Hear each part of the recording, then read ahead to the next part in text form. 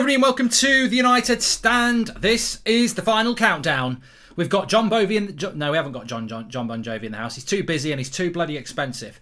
But it is the final countdown. It is Manchester United's visit to Roma with a 6-2 lead. So we should be absolutely fine going into this game. However, you know what? We don't count our chickens until they've hatched. And there may well be, I don't think there will be any issues for Manchester United today, but there could be. We've got to be careful. Also, we will have Villareal, Arsenal. We'll be keeping an eye on that. I've got 2 screens ready for that, so we'll keep you up to date with what's going on that one as well. Hopefully, we'll be laughing at Arsenal. But look, I do think Arsenal will be the final. I do think that Arsenal will be the final, but we will see what happens with it. So kickoff is at 8 o'clock, as you know. Early team news is that, again, it's quite quiet on the team news front. There's not a lot of talk going on at the moment. I mean, I think that the way the team goes out tonight is going to be quite interesting because we've obviously got 3 games in 4 days in the Premier League and 9 points up for grabs. So it will make it rather interesting. I think what Solskjaer will do tonight, and I'll be proved wrong or right in a few minutes' time, but I think what he'll do tonight is I think he will pick a lot of his first team players tonight because I think that they haven't played in a week and he needs to get legs in their feet. So I wouldn't overreact too much if it's McFred and Bruno and Pogba and Rashford and everybody, because ultimately I think he'll be looking to give them an hour just to give them a bit of freshness ahead of the big games. If I don't see Donny today from the start, I'll need a new TV, so let's pray for me, everyone, says the real G. See, I mean, look, maybe I'm misreading the situation. Maybe I am, but I don't think that actually will happen. I really don't. I don't think that's what will happen. Remember, we've got a bit of a game going on as well. United Stand Picks. You've got to be over 18 to play and do play responsibly, but it is free to play. How does United Stand Picks work? Well, links in the video description. There is another £1,000 cash prize pot available. There are 12 questions to do with the game. It's all in-game stuff. It'll be stuff like, will Bruno get an assist? Will Rashford score? Will United score in the first half? Will United keep a clean sheet? And for every question you get right, you get the points. There's a live leaderboard going on through the game. And the people at the top of the live leaderboard at the end of the game, they share the £1,000. So it's free to play. A lot of you've downloaded it already. If you have downloaded it already, don't forget to play. If you haven't downloaded it already, links in the video description. You must be over 18 to play because we are giving away cash prizes. That's what we do, but it is free to play. Links in the video description. Welcome to the Members Club. Scalet, big shout out for you. Thanks for becoming a member. Are you on your own, or have we got some more members in the chat tonight? Mike, I think Ollie will pick his strongest team for these next few games and say that he didn't have time to work with the others, says Mark. I don't see how he can. You can't pick the same team 3 times in 4 days. He will have to rotate, and I think the Leicester game will be the game that he does that. Yes, I have seen the new Manchester United kit being shared on social media. Look, I don't even know if the United Stand have shared it off their Twitter. So if we have, I'm not happy about it. But look, I don't control it in that sense. I'm a little bit disappointed by all these accounts who are Glazers out sharing a new kit. Because to be honest with you, all I see is not a red kit. All I just see is let's buy, Glazers in. I think if you're going to buy the new kit, are you not Glazers in? You're just funding the Glazers. Watched you try not to laugh challenge and almost vomited seeing our lineups 18 months ago. Phil Jones and Pereira, thing of nightmares. Mate, that was the big shot. I think that's why I didn't laugh. I didn't laugh on my Don't Laugh challenge. I think the reason I didn't laugh on my Don't Laugh challenge is because I was too stunned by how shit some of our teams were. They were really, really poor. Really, really poor. Interesting, just to bring you up some news as well. I mean, it's not all about the match at the moment. Let me just bring you some up-to-date news here as well from Manchester United, because there is some... I haven't been live since this morning. We normally do an afternoon show. So, there is going to be another protest next Thursday at 6 o'clock. That is starting to gather some momentum ahead of the Liverpool game. But interestingly, this is coming out that Manchester United are refusing to let the press ask any questions relating to the Glazers in today's press conference, which will be after the match. Now, I've got to say that to me is disappointing because Ole Gunnar Solskjaer yesterday spoke about how communication is key in rebuilding the trust. And yet, journalists cannot ask questions about the biggest issue that Manchester United have faced in a long time. So, I think that's a bit of a cop-out. I doubt it's coming from Solskjaer, to be fair, but I think it's a bit of a cop-out. Angad Kera TV says, time to use the squad depth now. Van der Beek, Mata and Telles. Zane says, Mark, see you in the final. If we win, you can never banter us again. Zane, you've got to get to the final yet. Hello, Mark. It's my 19th birthday today, and I'm hoping for a solid 1-0 win for the Red Devils. Hopefully everyone is having a good day, says James. Yep, hope everyone is having a good game. Who do you want in the final, says Shaf. I want Villareal. Welcome to the Members Club, Mike M. Thank you for joining. You can do that by clicking the join button. You get your little badge next to your name that changes every month, and you get access to our emojis. If we've got any members, show them the pink boots. Well, I can see Nazra and Ronit there. I want Villareal in the final because I think it suits us better. I think much like Man City wanted Madrid and not Chelsea, I feel that we are better suited to a La Liga side than we are playing a Premier League side. I think look, Chelsea could beat Man City. Man City will be favourites. If Arsenal get to the final, Arsenal could beat Man United and will be the favourites. So I would rather play Villareal. I think we'd have a better chance against Villareal. But if it's Arsenal, it's Arsenal. And I think it will be Arsenal. Eric says, let me know who you want in the live chat, by the way. Look, it's not lost on me that Man United versus Arsenal will be hype level 10. It will be a huge hyped up game. Sancho and a world-class CDM like Kimmich makes us a title challengers in my view. If we sell Lingard, Pereira, Delot, potentially David De Gea and Chong could be done. Plus maybe we get Glazer's apology funds. I disagree, Eric. You've still got the same centre-backs.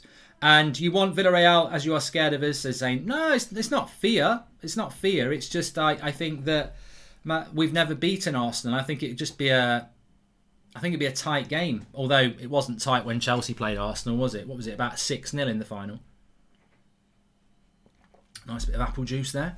Pogba yellow. Playfield Jones. Arsenal so Ollie can finally beat Arteta, so Aryan. And look at the position we're in now. 4 clubs in for Sancho when he should be ours already. We ain't going to get him, says Daz Sweets. And I want Arsenal be a better game to watch, says Reece Sharp. Look, I am not worried about getting Arsenal. If we do get Arsenal, it will be absolutely hugely hyped. It'll be their biggest game in a decade. And it'll be a big game for us because it's a final. But we have won the Europa League before.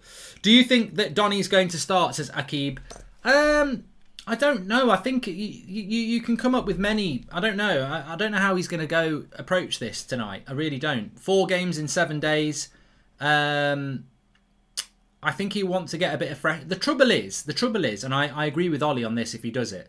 If he doesn't pick Rashford and Bruno and Maguire and Lindelof and everybody tonight, they haven't played for a week and a half ahead of the Villa game. So I think he's got to get game time into a lot of his first teamers tonight. But I think what he might do is try and give them... and also, Ollie might have done that anyway. We're talking about having 4 games in 7 days, but I guarantee Ollie probably would have picked his strongest team anyway, even though we've got a 4-goal lead, because he did it against Sociedad, didn't he? Gabriel Noel says, Zane, Emery is about to blow Arsenal's back out in return for your fair weather fans sacking him. Can't wait to banter you, says Gabriel Noel. We will have the Arsenal game on as well as the United game, so there'll be plenty of opportunity to banter. I've got a few songs ready as well. Is Arteta even capable of showing emotion? What will happen if they win the Europa League, says Callum. Isn't interesting to see if Arsenal make the final, then all the Premier League teams will be in finals for trophies. Prem's teams on top, says Jacob Michael. Yazza said, Mark, I've been thinking how far off in terms of the best teams in Europe we might be. Far off City, but I think we're better than Madrid and Barca. Will be interesting to see if Ollie makes 3+ subs by the 50th, 75th minute. Rare occurrences for us, says Nick. I think he will use his 5 subs because I think he's got to get his squad fit. So yeah, I think he will do that, Nick. Mark, playing Arsenal will just be a heart attack through the whole game, but very satisfying if we beat them, says Buxino. Mark, look how well Tuchel has done in a short time. How could you not take him over Ollie? Because we're in a title race at the time, Zane, to be honest with you. Victor, welcome to the Members Club. And on the Glazers, I think if Sir Alex ever comes out and speaks against the Glazers, that would be the straw that obliterates the camel's back.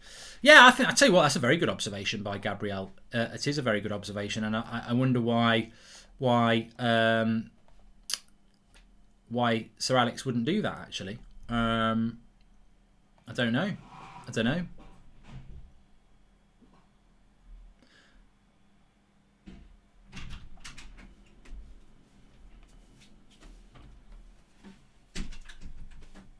Just James Stewart, he's a TV and radio presenter that likes Manchester United. He's just called out United District, and I don't necessarily disagree with him. So United District is a good account on Twitter, But what he's saying is they've put a tweet out 15 minutes ago saying about a protest. And then 7 minutes after that out, they've put pictures of the leaked kit. And he says you're sending mixed messages because you're saying protest on one. I mean, you could literally take a picture of United District's Twitter where it says Glazers out protest, and then the very next tweet they're tweeting out the new United kit, which is basically Glazer in. It's like a total contrast. I don't get that. I don't get that. But look, everyone makes mistakes, but I think that's a little bit of a silly thing to do there. But there we go. 4 clubs are apparently interested in signing Jadon Sancho this summer. This is coming from Sky Sports. Yeah, we had our chance last summer. I mean, look, I will jump back into it. I will jump back into this, actually. I said this last summer. With not getting Jadon Sancho last summer, you make it hard to get it this summer because you might feel that we had our chance last summer. Mark, can you do the Koulibaly rap? I can't remember it, says Joshua Bowser. I don't remember it myself. Kalidou Koulibaly, Pockets Firmino and Mane, Kane... I can't remember it now. Gabriel Noel, Spotify are buying us. Get ready for next season. Koulibaly, Grealish and more incoming, says Zane Miassi. More being the operative word, Zane. You need more than Grealish and Koulibaly. You need about another 6. If Arsenal and Chelsea to win both finals, 4th place in the Prem would go into the Europa, says Steve Metcalf. And Mark, I think that Sancho will sign for Man United because the Glazers know that they have to get it done after the mess that they created, says Oliver H. Yeah, desperation. Desperation tactics. That team is not the team on the screen. That's a predicted lineup. Although it should be coming out very soon because the Arsenal line-out is out. If you're interested in the Arsenal team, it's Leno, Bellerin, Holding, Mari, Xhaka, Partey, Smith Rowe, Odegaard, Pepe, Saka, Aubameyang, Lacazette, Tierney on the bench. So it's quite a strong team from Arsenal that they've put out tonight. Leno, Holding, Mari, Xhaka, Bellerin, Smith Rowe, Partey, Saka, Pepe, Aubameyang, Odegaard. Xhaka probably at left back by the look of it, I think. But there we go.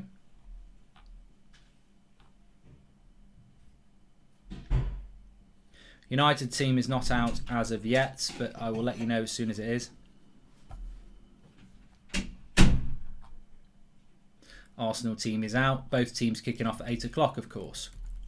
Okay. Who's your Ballon d'Or favourite, Mark, says Jake? I don't know. I don't know. I suppose it's probably... I don't know. Could it be a Man City player, even though I'd give Bruno Player of the Year? Roma says, imagine Cavani, Bruno, Pogba, Rashford, Donny van der Beek and Rice. We need centre defence, midfield, 100%, says Roma.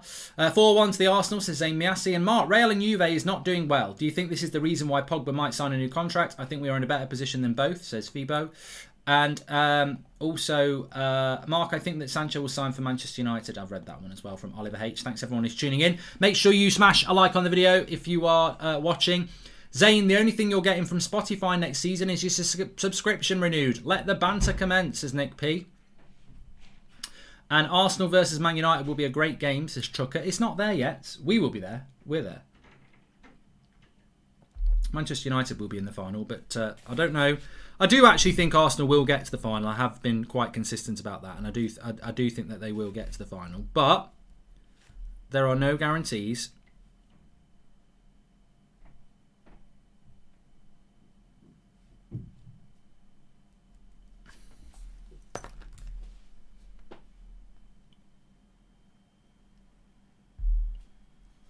Apparently, I've just had a message here. I don't know whether it's true. Twitter is adding the ability to send tips to your favourite accounts. 100% of the tip goes to the account. Twitter won't keep any of it. Well, I hope I get plenty of tips. Probably people telling me don't eat yellow snow. Madrid crashes out on Champions League semi-final and people say United are doing better. How our standard has dropped, says Sam. Well, yeah, Real Madrid could win the league as well. I'd take winning the league and semi-finalists in the Champions League over second place in the league and Europa League winners. I know you really don't want to play us because you haven't beaten us in 2 years, says Trucker. Mate, you're in mid-table. Stop acting like you're prime Barcelona. You're just a Southern Burnley. I'm really not bothered if we play you. I'd just rather play something a little bit different rather than play a Premier League final. And I really want to take the piss out of you tonight. But, you know, if it's you, it's you. Zane's about to get locked up in Guantanamo Bay, says Jake Marshall. I like it. Mark, I would want Kane and Sancho and a Koulibaly. That would accumulate 200 million. Well, why do you want a striker, Victor, when Cavani's staying? Hi, Mark. Can I suggest something? Set up a predicted lineup animation over the team. Prediction might save you from a few repetitive questions, says Croggy. Thanks, Croggy. That's probably not a bad idea. That's probably not a bad idea at all. So Manchester United lineup is out. It's De Gea, Wan-Bissaka, Bailly, Maguire, Shaw, Pogba, Fred, Bruno, Van der Beek, Cavani and Greenwood. Bada bing, bada boom. We're ring that bell. Ding dong, ding dong. Van der Beek's playing. He's ringing more bells than Pizza Hut. Get in. Let's go. Right. Donny starts. I don't think... I'm happy about this. I am happy about this. I don't think I'm happy. I am happy. Happy do. Scooby-Doo. Well, he's not starting, actually. I don't think he's starting. I don't think I said the words McTominay. So, Wan-Bissaka, Bailly, De Gea, Wan-Bissaka, Bailly, Maguire, Shaw, Pogba, Fred, Greenwood, Bruno, Donny, Cavani. So how close did I get with the team? Let me have a look. Well, I didn't get Tellez right because Shaw's playing. So, set fire to the rain, you bitches. Get my players out. So, Tellez is not playing and Luke Shaw is. Let me get this right. So, De Gea, Wan-Bissaka, Bailly, Maguire, Shaw, Pogba, Fred, Bruno, Donny, Greenwood and Cavani. So, no Rashford. No Rashford. I got it right apart from one. Oh no, Matic. Now then. How do you think he's going to line up then? How do you think he's going to line up? I think he's going to put Pogba there. And I think he's going to put Donny there. And I think he's going to put Bruno Fernandes there. So that's the team. Hello. That's the team. De Gea in goal. Wan-Bissaka, Bailly, Maguire and Shaw. Fred and Pogba. Van der Beek, Bruno, Greenwood and Cavani. Matic and Mata not in. Ricky will be pissed. I'll tell you what, Fleck, I've had a fucking enough. You can fuck off, Ollie. I've had enough. Listen up. I'm telling you now. No Marshall. No James. No Mata. No Matic. It's bollocks, Flex. I'm telling you, I'm fucking fuming. I've had enough of this. I tell you what, you can shove Roma versus Manchester United up your arse, Flex. I'm off to watch EastEnders. I've had enough. So I'm happy with that team. Ollie's put our strongest lineup out. Why am I'm happy but so confused? That's not it's not Ollie's strongest lineup, Gabriel. Welcome to Members Club, Harry Lunn. I do like the team. It's virtually the team I picked in the preview. I mean, really, the only difference was Tellez and Matic. But I can live with that because ultimately they're irrelevant. I love that team. I love that team. I think it's arguably our strongest team apart from Rashford would play where Greenwood is, I think. Well, that's one player away from being our strongest team. I think it's absolute. What do you think, Gary Barlow? I think it's absolutely incredible, Mark. I think it's absolutely fantastic. I'm so happy. It's absolutely incredible. Absolutely fantastic. Magic. Absolutely magic. More from you later, Gary. But we're happy with that. It's lovely. It's lovely. Absolutely lovely. Absolutely incredible. What a team.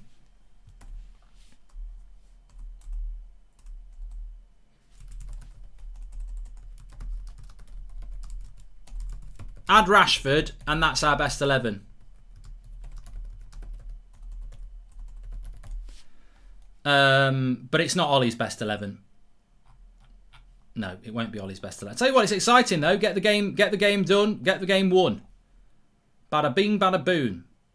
You know what I'm saying? I'm very happy with that team though. I mean, look, I don't know how it's going to line up. Some people are saying swap Pogba with Donny. He might do that. I think it's 50-50 phone a friend time. but I like it. You might move Bruno. He might play a diamond with 2 up front.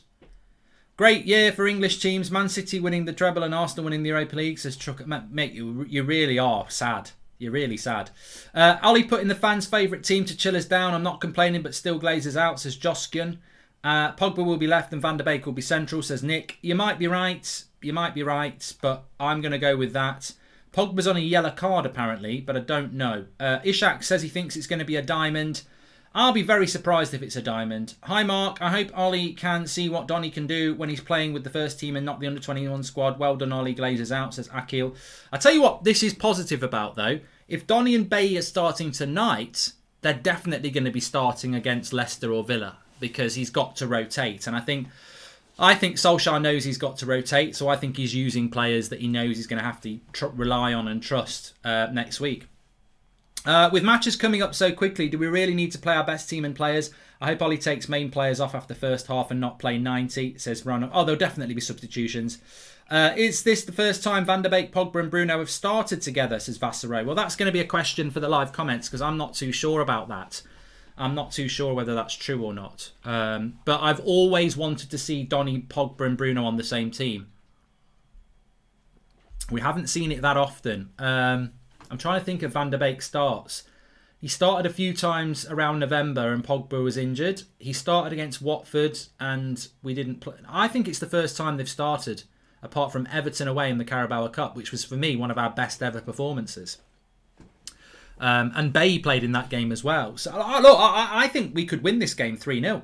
I think that is our best 11. It will play a high line. It's got a lot of movement. It's got a lot of energy in it, so I like it. And as I said, Everton away was my one of my favourite performances of United this season. So I'm encouraged by that team. It's good. And, I don't think Ollie picks a team to please the fans, but, it probably is in the back of his mind that picking a team that will please the fans ain't a bad idea.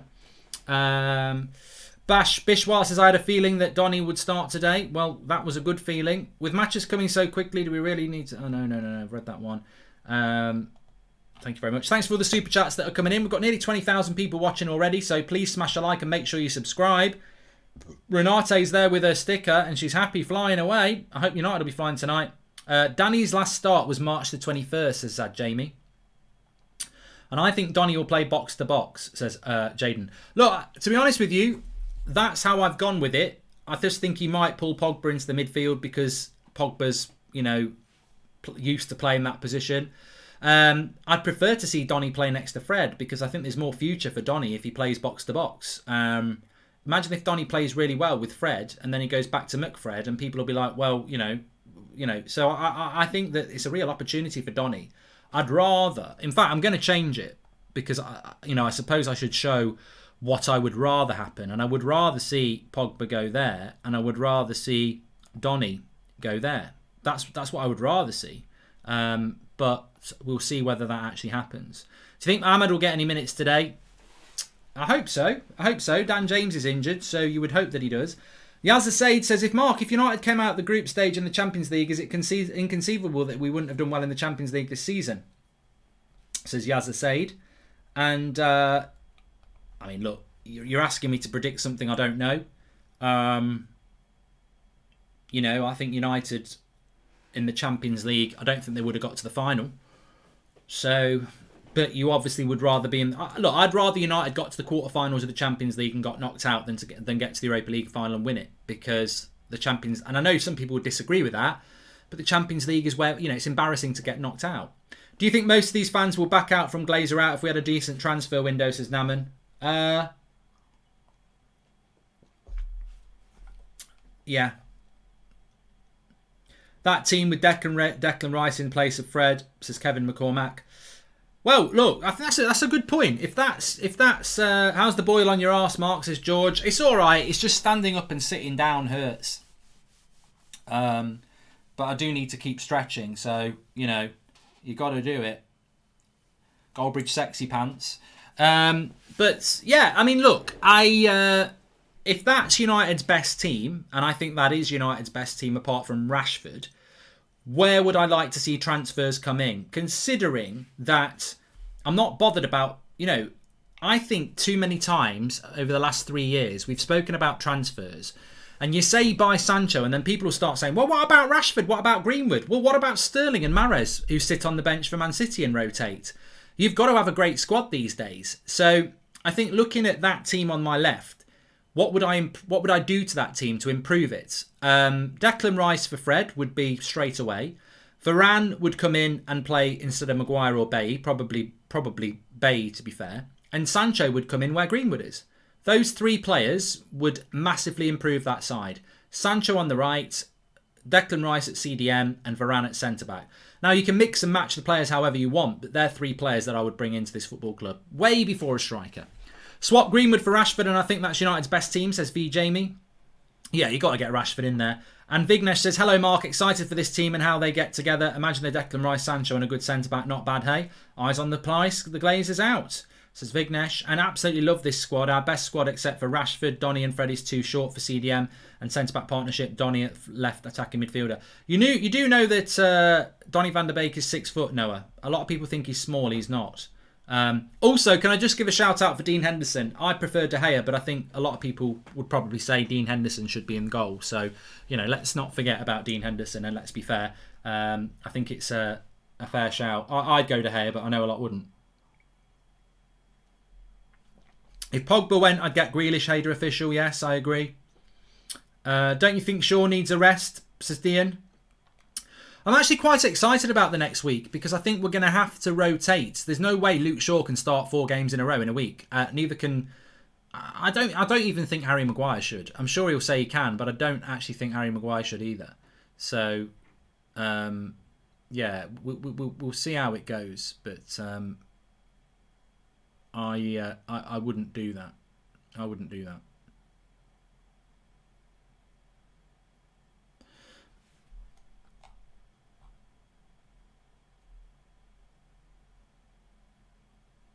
It is apple juice. It's just very frothy apple juice. It's like the ones that you get, it's real apples.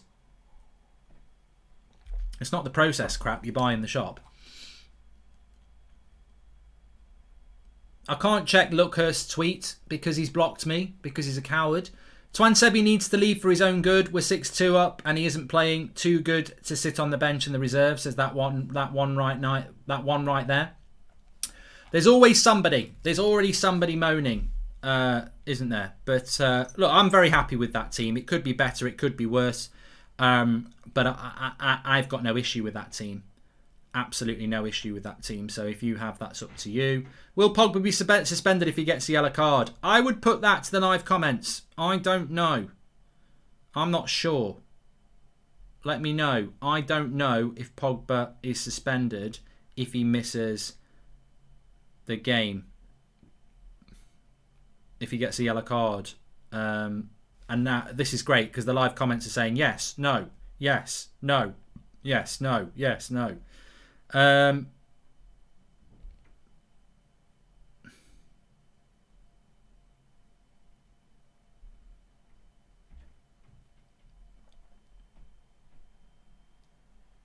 All right.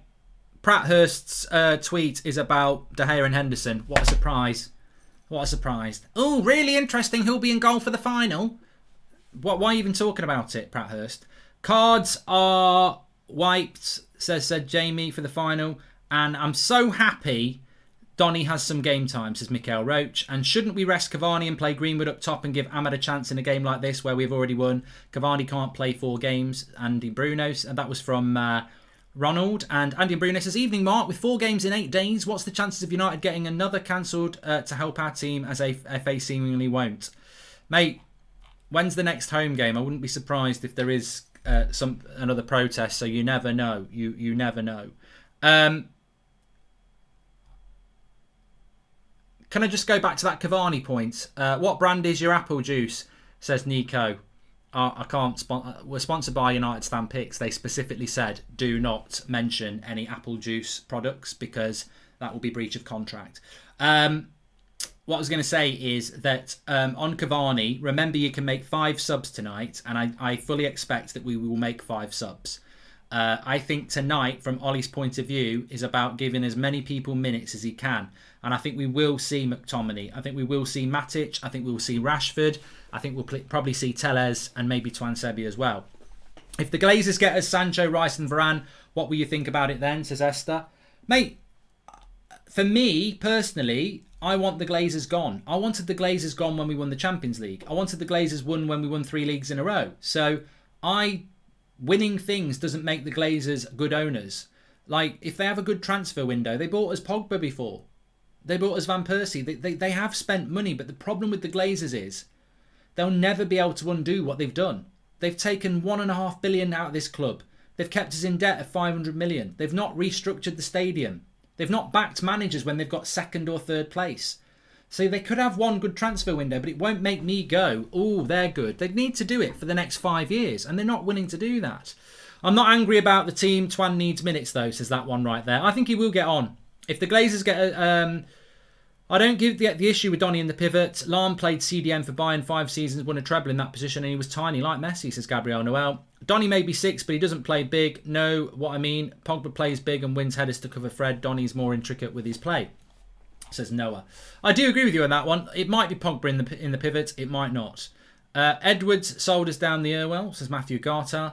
And Mkhitaryan to leave Roma because of Jose, and it is true. I know that, Ram. I read that. That's true. Mkhitaryan, who will be playing for Roma tonight. I'll tell you what Roma's team is as well in a moment. The problem is with the Glazers is greed, says Lee Towie.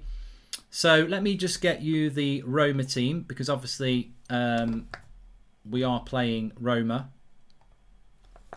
Roma. Mourinho's new team, but he won't be managing them tonight. So Roma have got Mirante in goal, because obviously their goalkeeper from last week is injured. Karsdorp, Smalling, Ibanez, Perez, Crestante, Mancini, Pedro, Pellegrini, Mkhitaryan and Dzeko. Monge 2, or Geratut, obviously is injured as well. So Mkhitaryan starts for Roma tonight, who have got injury problems and also have a massive, I believe, unsurmountable task ahead of them to try and beat Manchester United. Manchester United's bench, if you're interested, Grant and Henderson, so 2 goalkeepers on the bench.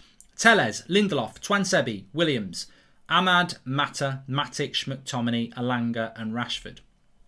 I would expect he will make 5 subs. I would expect to see Telles come on. I'd expect to maybe see Lindelof come on. Certainly I think McTominay and Rashford will come on. And then it'll be 1 from Ahmad, Mata or Matic. So maybe Ahmad won't actually get any game time at all. Maybe I'm not right about that. Maybe I'm not right about that.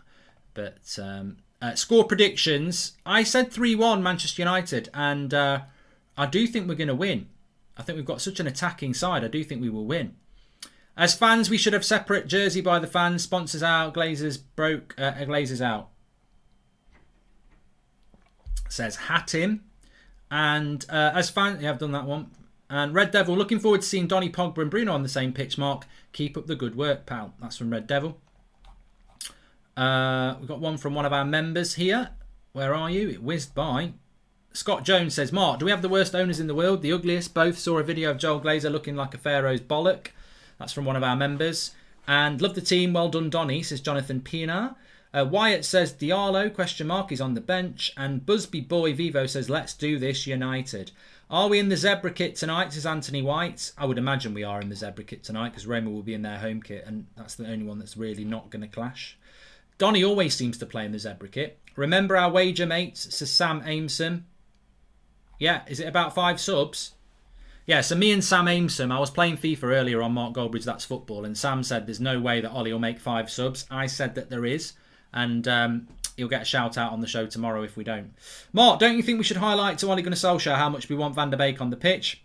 Every game with Pogba, I think we should all hashtag pick Van der Beek, says Pregesh. And for those in America who want Glazers out like me, could we start support since we don't live in the UK? Esther. Well, at the moment, there's a lot of things you can do. People are targeting the sponsors of Manchester United, replying to their tweets, sending them emails. and asking them to withdraw their support for Manchester United because they're funding the Glazers. There's things like that you can do. If you are a subscriber of MUTV or you've got the app or membership, you can unsubscribe and do things like that. So there's lots of things you can do to get involved in, and I think there will be more as well. So yeah. Please subscribe, by the way, bottom right hand corner. We're getting close to 41,000. Mark, I got Lex. I don't know who Lex is. GGMUTV. And the resistance should continue. Just stay out of the theatre. Says, come on in, bro. I thought Bruno should have been rested today, says Busby. I think he will get rested. Rested. Not arrested. I think he will get rested in the sense that I think he will come off at some point tonight. Get your questions in. That team is amazing, says Quattrostri. And Donny is free today, says Cully. Mark, what are your thoughts on playing Pogba as a CDM? Good player defensively and can sit back and play defence splitting passes, says Senor. I'm probably in the minority that I actually like Pogba playing in the pivot as long as he's got a bit of freedom. So I do actually like to see that with Paul Pogba. And I hope that we do see that again tonight. But we will see. We'll see about that one. Pogba Masterclass incoming. Zebra kit all the way, says KIG. Thanks to everyone who's become a member, by the way. I can see we've got quite a few members in the chat. If you're a member like Renate, you have a little badge next to your name that changes each month you're a member. Pauli with the super chat says, or Paulie says, what's the rules for suspensions in the Europa League? Pogba got booked in the first leg and also in both legs in Granada. My understanding is that Paul Pogba will not miss the final unless he gets sent off, I think. But I don't know. We've had an infiltration of members here. Wyatt, Joshua, Matt Hunt and Sir Quasqdi. Maz Radley says Donny needs to prove himself. It's a big opportunity for Donny tonight. You know, I did say this in the preview and I'm very excited because it's about trust from Ollie. That's what it's about tonight. It's about trust. That is a live sub counter in the top right hand corner. So please subscribe. We've got 22,000 people watching. Let's see if we can hit 141,000. Bottom right hand corner to subscribe. Now. But yeah, I did say this in the preview that we're winning 6-2 on aggregate. We've got a massive lead, but Roma are going to have a go, and it is a Europa League semi-final. There's a level of quality there. It's not like a home FA Cup game against Wigan. This is an away game against Roma. But there is a little bit of a cushion there, but they are going to give it their all. So it's a great time to give Donny a chance because it's not a dead rubber game. It's not like, oh, go and have half an hour. It's a big game. And the same will happen next week. He will have to start Donny against Villa or Leicester because he can't pick the same team 3 times. So, and those games matter next week. I think we need to take 7 points from the next 9 points in the league. So tonight is a real opportunity for Donny to really express himself, and I'm excited. It's exciting. I love Donny van der Beek. I think a lot of us love Donny van der Beek, and I want him to do well. Yeah, I do. I really want him to do well. Donny got penciled in, says Aidan.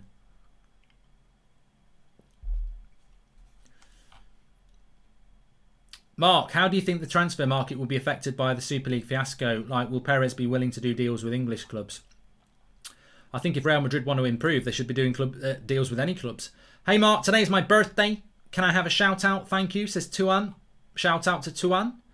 And do you think Wan-Bissaka will start all 4 games, says Sean? I don't think that he can, and maybe that will be an opportunity for Brandon or Axel. And everyone talks about Bruno and getting Aaron Wan-Bissaka plays practically every single game. At least Bruno comes out for a few minutes. And are we still linked to Zakaria? Says Wassam. I don't know. I haven't seen us be linked to him for a while. Will you be covering the Euros? Says OJL. I will be, but it's a long way off. And welcome to Jude, the latest member of the United Stand Members Club. Yeah, it's a long way off. Can I just give a shout out as well? Because we are about 45 minutes away from kickoff, a little bit more than that. We're sponsored by United Stand Picks again because it's match day. Link is in the video description.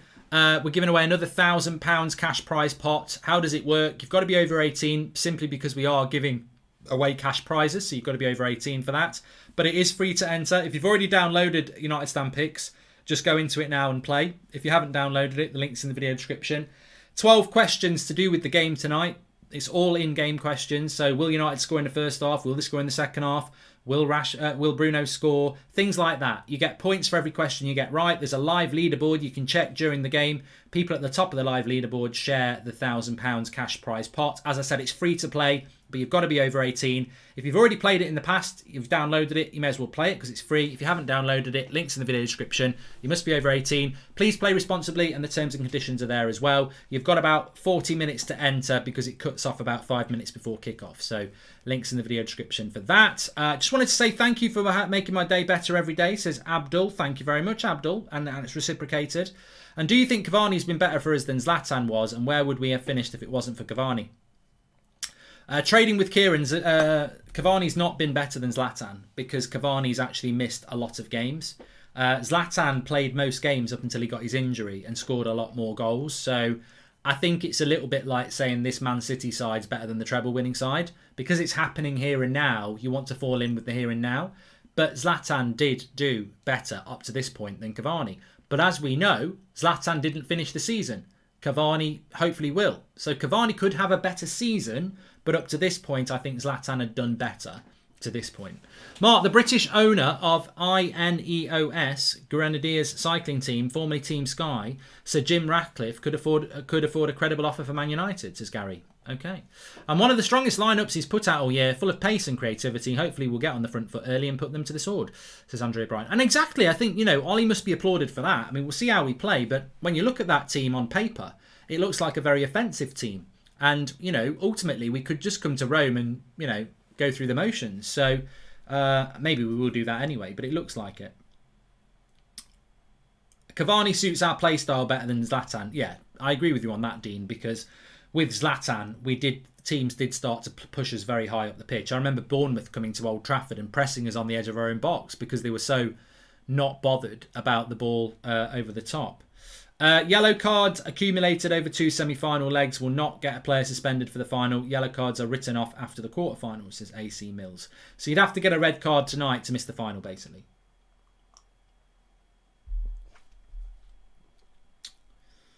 Why Ollie keeps playing Maguire and Bruno and Shaw. Why can he play Telles, says Lord. I think he will do. I think he will take players off today. I think he will use 5 substitutes today. But look, some people think I'm wrong, but I do think he'll use 5 subs today. Yeah, smash a like on the video if you're happy with that starting lineup. I suppose it's the only way we can express our happiness, unless Ollie is actually watching, in which case, thumbs up, Ollie. Very, very good lineup. I think we're very happy with that. And I think it's going to be an interesting night. I will have Arsenal versus Villareal on as well, so I will keep you updated with that. A double watch along, but I think as United fans, we don't really give a shit about Arsenal because we've got a very good lineup and we're very happy. Shout out for Reese. Every match is a home game for City these days, says Rutvik. And sick lineup, says Samir. Ollie should have played Matic to debut him in front of Mourinho so he can buy him, says Fahad. And hi Mark, love watching your vids. What are your opinions on the league? Do you think City have won it? Oh yeah, 100% Tom. I think they won it ages ago. We need a new centre-back next season like Gap Stam, says Sean O'Sullivan. I think he's hit G instead of J. Yap Stam. Who do you want to win? Arsenal or Villareal? Let me know in the live chat who you want to win. I want Villareal to win because I think it will be an easier final. I'm not saying it will be easy, but I think it will be an easier final. I think it will be more interesting to play a different style of football than play Arsenal. And also, it'd be hilarious if Arsenal got knocked out. But I do think Arsenal will win, and I do think it will be Arsenal versus United. This is the most attacking lineup we've ever put out for a long game, where we're already winning by 4. Ollie at the wheel, says Patrick St. Pierre. A lot of people going with Villareal in the live comments, which doesn't surprise me. Some people do want Man United versus Arsenal because of the glamour of it, which I get. We should leave Matic in Rome after the match, says Bill McLaughlin. And imagine if we lost by 4, says Colin McDermott. I can't. You know what? Never say never, and you can clip it up now. But I cannot see that happening because I don't think Roma are playing well enough. They've also got a few injuries, and I just think Man United are a better side. I can't even see us losing this game, let alone by 4 goals. Christopher says, do you think it will be an English final in the Europa League too? Do you think Arsenal have a chance to win today? I think if Villareal had beaten Arsenal 2-0, Arsenal would go out. But with that away goal, I think they've got a very good chance of going through. It's a very difficult game for Villareal to play because Arsenal are going to go for them, aren't they? What is the time of the game, says Mel the boss. It's time to kick off at 8 o'clock. Flex is coming on in 15 minutes. So throw your questions into the chat. You're shit and you're poor. You're shit and you're poor. I've got 9 channels. You've only got 4. Do you think it will be an English final? Yeah, I do, Christopher. And the only thing better after a win than United stands match reaction is going to watch the meltdown. So Villa, okay. You will need to stop all that yawning stuff, or you will make me start doing it as well, says Kenneth Hoagland. I've had a very busy day today. I did the morning show, then I did some exercise, then I did got no laugh challenge with Goldbridge, then I did FIFA. Now I'm doing this, and then tonight I'm doing Grand Theft Auto. I'll probably be quite drunk by the time I do Grand Theft Auto tonight. 11 o'clock, Goldbridge TV, Twitch. You're shit and you're poor. You're shit and you're poor. Mark, don't see the point in away goals. What's your thoughts, says Devonshire? I think that the away goals rule works really well when you've got fans in ground. But I think when there's no fans in the ground, it doesn't make much sense. So I agree with you. Scooby-Doo. Scooby-Doo. Yeah, very excited about the game. Hope you are as well. And Grand Theft Auto with Drunk Bridge sounds epic. Yep, Twitch, Goldbridge TV, 11 o'clock tonight. So you sat down most of the day, that Mark, says Anthony. I'm not. My arms are really hurting. I've been doing some exercise today. You should apply for No Pixel Grand Theft Auto. That would be gold content. I need to know how to do it.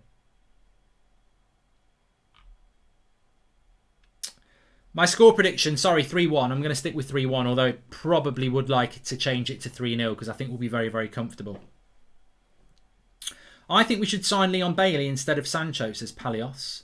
I'll drop the link in the video description for Twitch later on once United Stand Picks is over, because United Stand Picks you can only play up until kickoff. If you want to play it, links in the video description. £1,000 cash prize pot. 12 questions to do with the game. You get points for every question you get right. The people at the top win the £1,000 cash prize pot. You've got to be over 18 to play it. Links in the video description. And you've got to be over 18 because we're giving away cash prizes. So there you go. Get your kids to play Grand Theft Auto and go to the shoe shop. That's disgusting, Kilrun.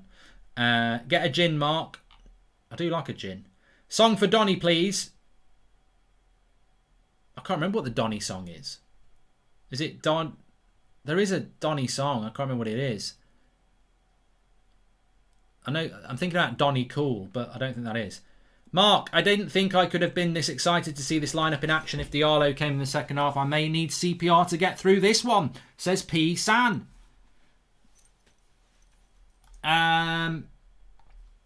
Rose, welcome to the Members Club, Rose Marie Finnan. If Roma score first, will you be worried, says Brandon Williams. Brandon, you know, if Roma score first, you know what I'll do? I'll say, kiss it. You've got to score another 3. I'd say, you're shit and you're poor. You're shit and you're poor. We've got 6 goals. You need to score 4. Who's on the bench? Everybody's on the bench. Even Grant and Henderson are on the bench. So we've got everybody's on the bench apart from Dan James, who's injured, and Phil Jones. So yeah, everybody's on the bench. Even Alanga's on the bench. So BT have got the same as what we've got. They've got Van der Beek playing in the pivot, which is what I want to see, actually. Quite excited to see Van der Beek in the pivot. Will you say hi to my father named Billy? He listens to you every day, says Dalrish. Happy birthday, Billy. I mean, hello, Billy. And in the minority, but big game for Van der Beek today. Reason he hasn't played much is because when he has been, he's almost been a non-existent. Ben, you're always in the minority because you're a troll. Any chance of Alanga sighting tonight, says Daniel. I'd rather see Diallo.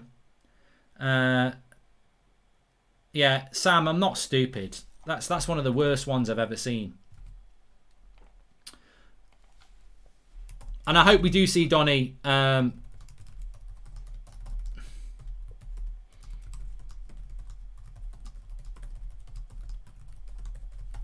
Because if we see Donny in the pivot, it will sit down. This you know who you are. You know who you are. No, they know who they are. There's people. There's like this cult Donny van der Beek Twitter group who, when you say Donny can play in the pivot, they really, really lose their shit, and they'll go for you big time. They really do. So I'd love to see him playing in the pivot. Donny van der Beek. Donny van der Beek. I don't know what the tune is, Shake. You missed my gold super chat, says Anonymous, but I didn't miss that one. Please subscribe, by the way, bottom right-hand corner. We're trying to get up to 41,000 before kickoff, and we're 150 away, as you can see.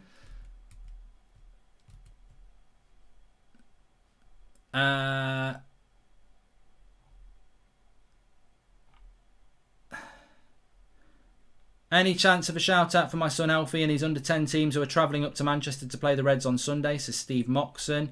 Yeah, big shout out to you. Big shout out to you. And Mark, Ollie quotes out on Simon Peach Twitter. I'll get them for you now. Let me get them for you.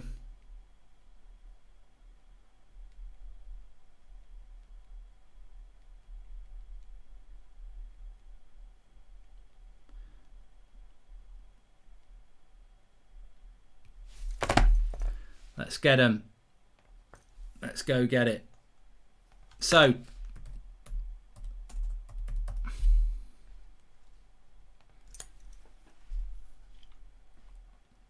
Ole Gunnar Solskjaer and selecting Donny van der Beek. Donny's been really good in training. We're going to see lots of rotation, hopefully in the midfield when you've Donny, Bruno, Paul in there with Fred's energy as well. Hopefully we can dominate, and that's the key.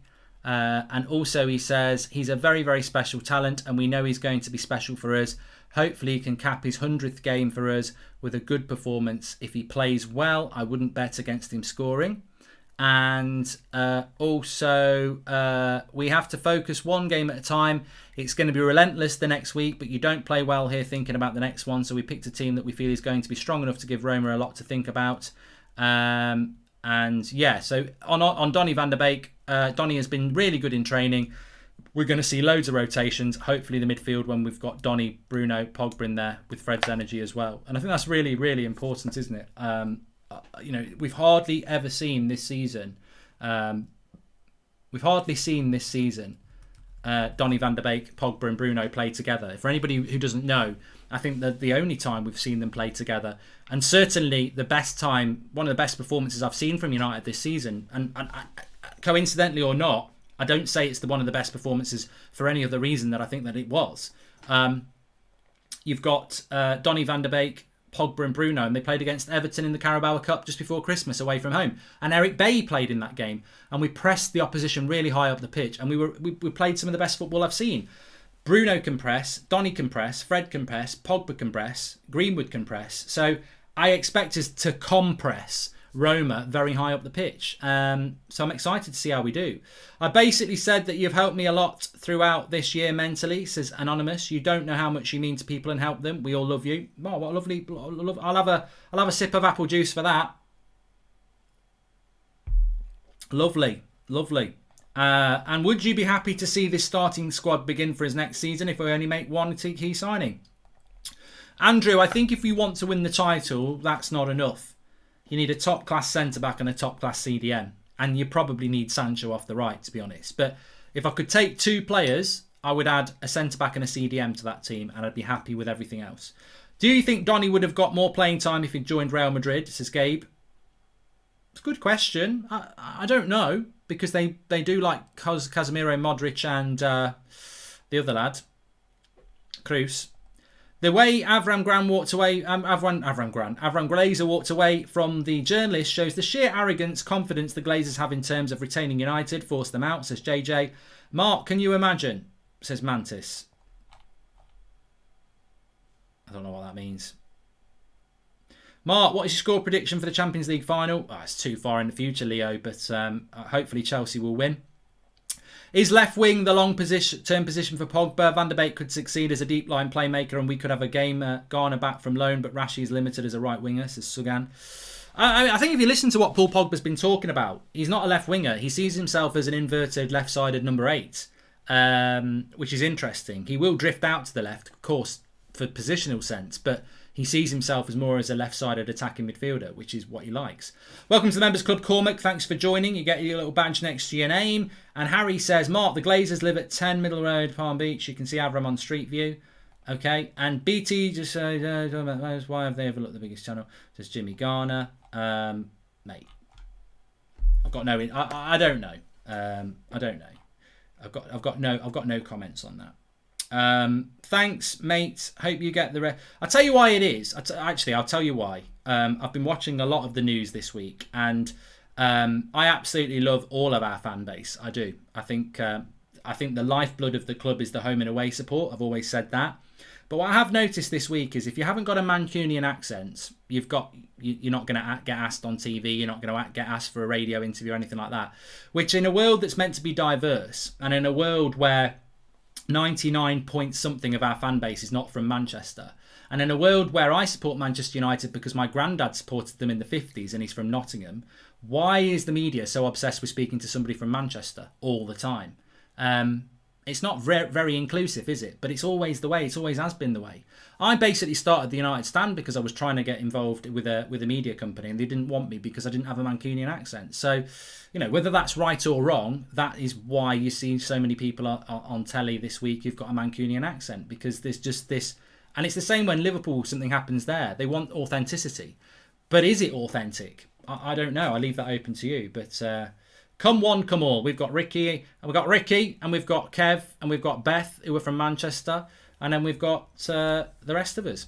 Donny van der Beek protested to get some minutes on the pitch, says Sondre. And Donny van der Beek to the tune of Daddy Cool. Yeah, Donny Cool, Donny Cool. You treat me like a fool, but I'm Donny Cool. I don't know. I think that's the words. That's from Gavin anyway. Have I missed anything? Just finished work, says Ashley Duncan. You've just missed a fantastic starting lineup, but they haven't kicked off yet. Hi, Mark. Can you give a shout out to my girlfriend, Maya, who's watching along, says Cree. And I don't know. Whoa. I've gone wrong here. Please subscribe, by the way. Bottom right-hand corner to do that. We're very close to 41,000. So please subscribe, bottom right-hand corner. Every loser wins once the dream begins. We're only 100 subscribers away now from 41,000. Click the button in the top bottom right-hand corner. Let's see if we can hit it before then. Donny in a pivot, kissing my missus, says Nicholas Dian. Oh no, he says Donny in the pivot is better than kissing my missus. I thought he said Donny was in the pivot kissing your missus. What's your missus doing on the pitch? Steve Carew, welcome to the Members Club. And give it to Eddie Cavani. I love it. Destruct. And is it a diamond formation, says Shriddle? I very much doubt it. Where do you think Ronaldo will go after Juventus, says James? I don't know. I don't think it'll happen for a year. So I'll tell you what, if Donny was kissing my missus, whether I like him or not, it'd be Donny out the window, not Donny cool. Why has Mike Phelan blocked me on Twitter? Oh, he's normally quite easygoing, Mike. And would you rather Arsenal or Unai? Arsenal would end up with being harder match on the day, says Bijou. And Jay Hollis, welcome to the Members Club. Why isn't Telles playing Marky? I think he'll probably come on with about half an hour to go. Yeah, I think in relation to the team tonight, I'm surprised he's gone with that team. I think he's gone with the right team, but I really did think that he would probably play McFred and Magaluf, and then with half an hour to go, take Lindelof off for Bailly and take McTominay off for Van der Beek. Because what he needs to do is get minutes into the legs of the team, because they're going to be playing so many games over the next week. Just seen the Arsenal process, and someone said, did they order that protest on wish.com? I'm done, says Pav. I haven't seen it. What was it like? What was the Arsenal protest like? Was it as big as the one they had last time? Knowing Arsenal, it probably needed some Viagra. Probably a bit of a flop. Mark, are you excited for the Ferguson documentary? I love the channel, says Fist. Yeah, I'm never going to read your second name. Stop trying to catch me out with your little names. He said his first name's Fist, and then the second name was Medeep. put it together. What do you get? Would you like to have Martin Odegaard in your team, says Rose? He can sit on our bench. He's saving Lindelof and McFred for the Liverpool game. We've got 2 games before that, remember. Villa on Sunday, Leicester on Tuesday, then Liverpool on Thursday. Ollie's pre-game interview, I hope to see lots of rotation between Donny, Paul and Bruno. That'll be on the pitch. Manoeuvrability. Yeah, I think we will see that. Welcome to Members Club, Ariel. And Mark, if you're Dwight Schrute from The Office, who's your Michael Scott from the current squad? Says Ashish. Bruno, just struck me that Roma knocked Ajax out in the last round. This is going to be personal for Donny. All guns blazing, says Pratik. Well, I hope so. It's an opportunity for Donny van der Beek. And I think what Donny needs to do... I've always been a firm believer that starting games and doing well gets you more recognition than coming on for the last half an hour and doing well. Because in the last half an hour, the game might be over, teams might be tired. But if you do it from the first minute, then I think that's when you get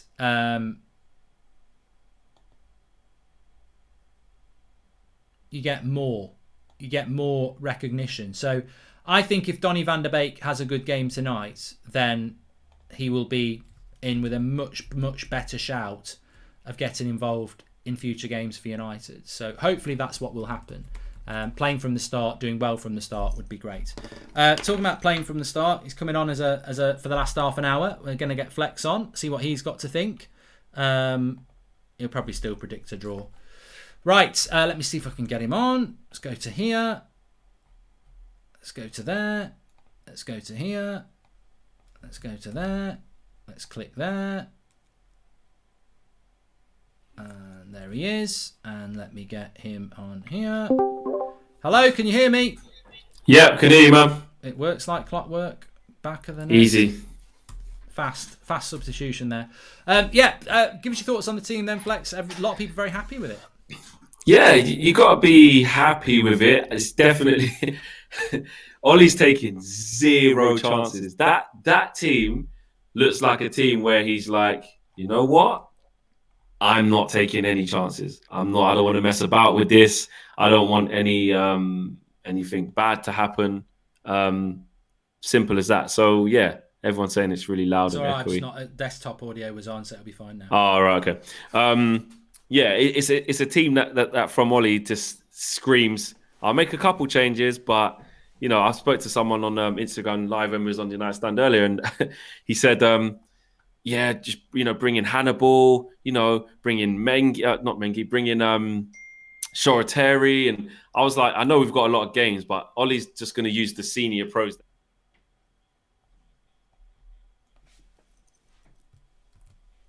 Got cancelled. Yeah. That probably helps Luke Shaw be able to play today. But like you said, you can't even really read too much into it because this is worse than like a Christmas period. It's going to be absolutely mental in the next week. But the team is so strong. The team is so strong. That team, like you said, is arguably our best team. Do you know what I mean? It's actually a team that we want to see. Apart from Rashford for Greenwood, really. And some people are even trying to debate that at the moment. But I wouldn't. I would obviously put Rashford still in. Greenwood's up and coming. But yeah, it is almost our best team. Pretty much is. So it is exciting. At least there's no excuses for not even winning the game, really. Let alone, one thing is making a lot of changes and then the continuity of the team isn't really there. But with this squad, it isn't really that many changes. De Gea was always going to play. Eric Bailly, that is a change. And Donny, that's a change. That's it. It's 2. Which is encouraging because he has gone quite strong and he didn't necessarily have to do that. Yeah, it is encouraging. But then I don't want to say this is a dead rubber game. I don't want to be disrespectful because you never know, it can come back to bite you in the ass. But we're 4-0 up, essentially. Yeah, we've got 4-goal cushion. Actually, if we can see 4, we're out. So we've got 3-goal cushion, really. But you know what I mean? We're in a very, very strong position, yeah?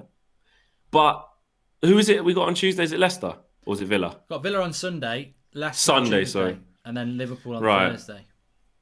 I mean, if you look at that team being pretty much our strongest, how weak would the team be for Villa then? Because we've got a game left. We played a game less. And I know we don't need to panic or anything like that. We still need to get points on the board.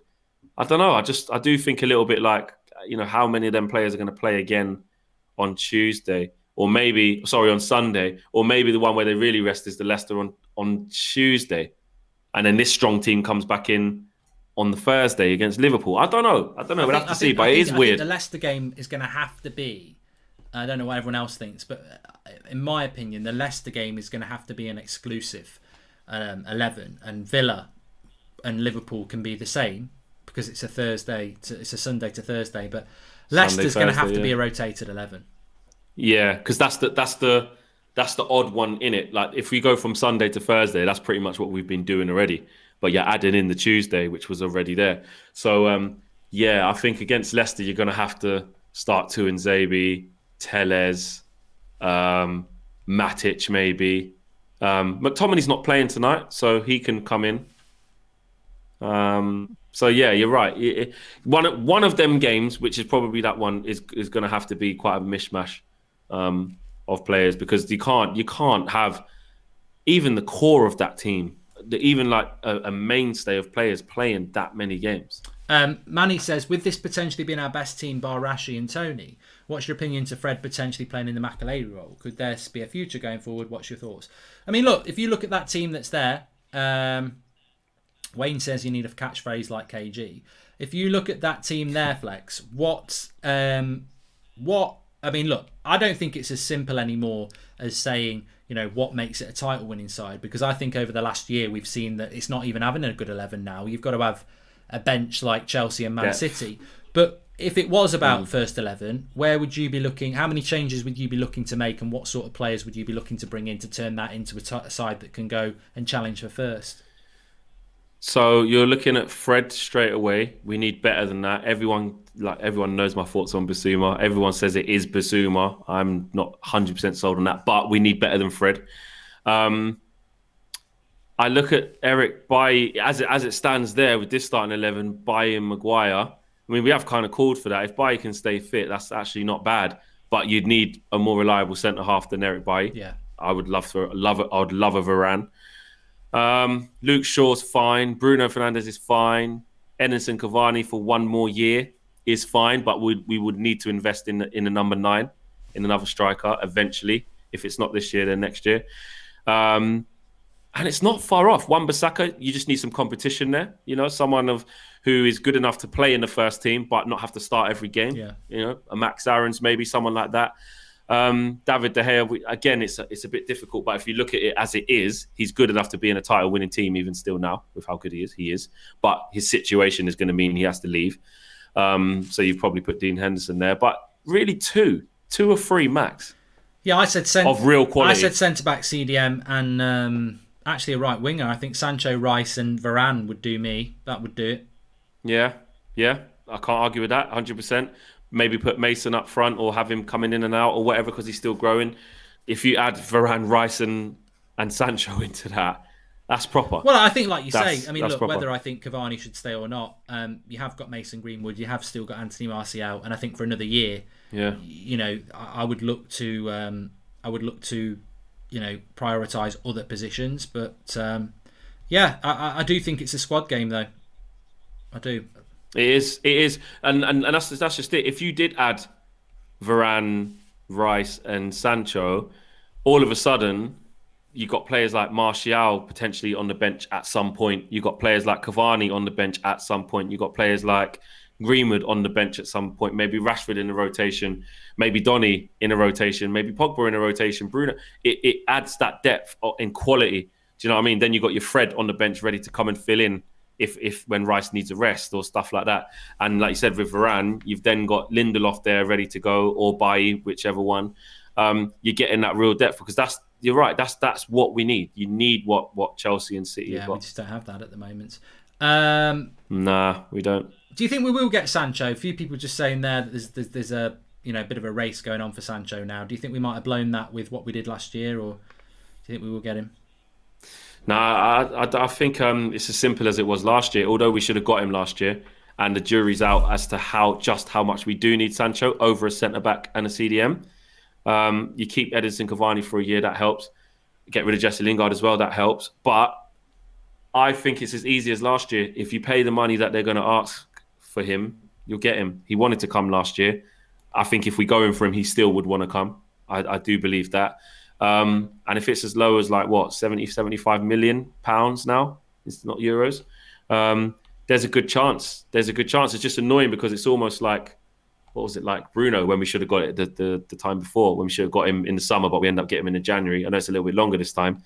It just feeds into that. And, it just shows how just reluctant they are to just get it done, waiting for the cheaper option. So, in the end, some people might say it's good business. We finished in quoted commas second without Sancho this year, and then go back and get him cheaper. Some may argue that's actually good business, but we all know the reason why it didn't happen last year. And look at the summer that we did have instead of that. Yeah. That proves that it wasn't a case of we're really managing the Sancho situation well, because you had a shit summer, mate. Do you know what I mean? So but I do think we could definitely get him. Yeah, I do.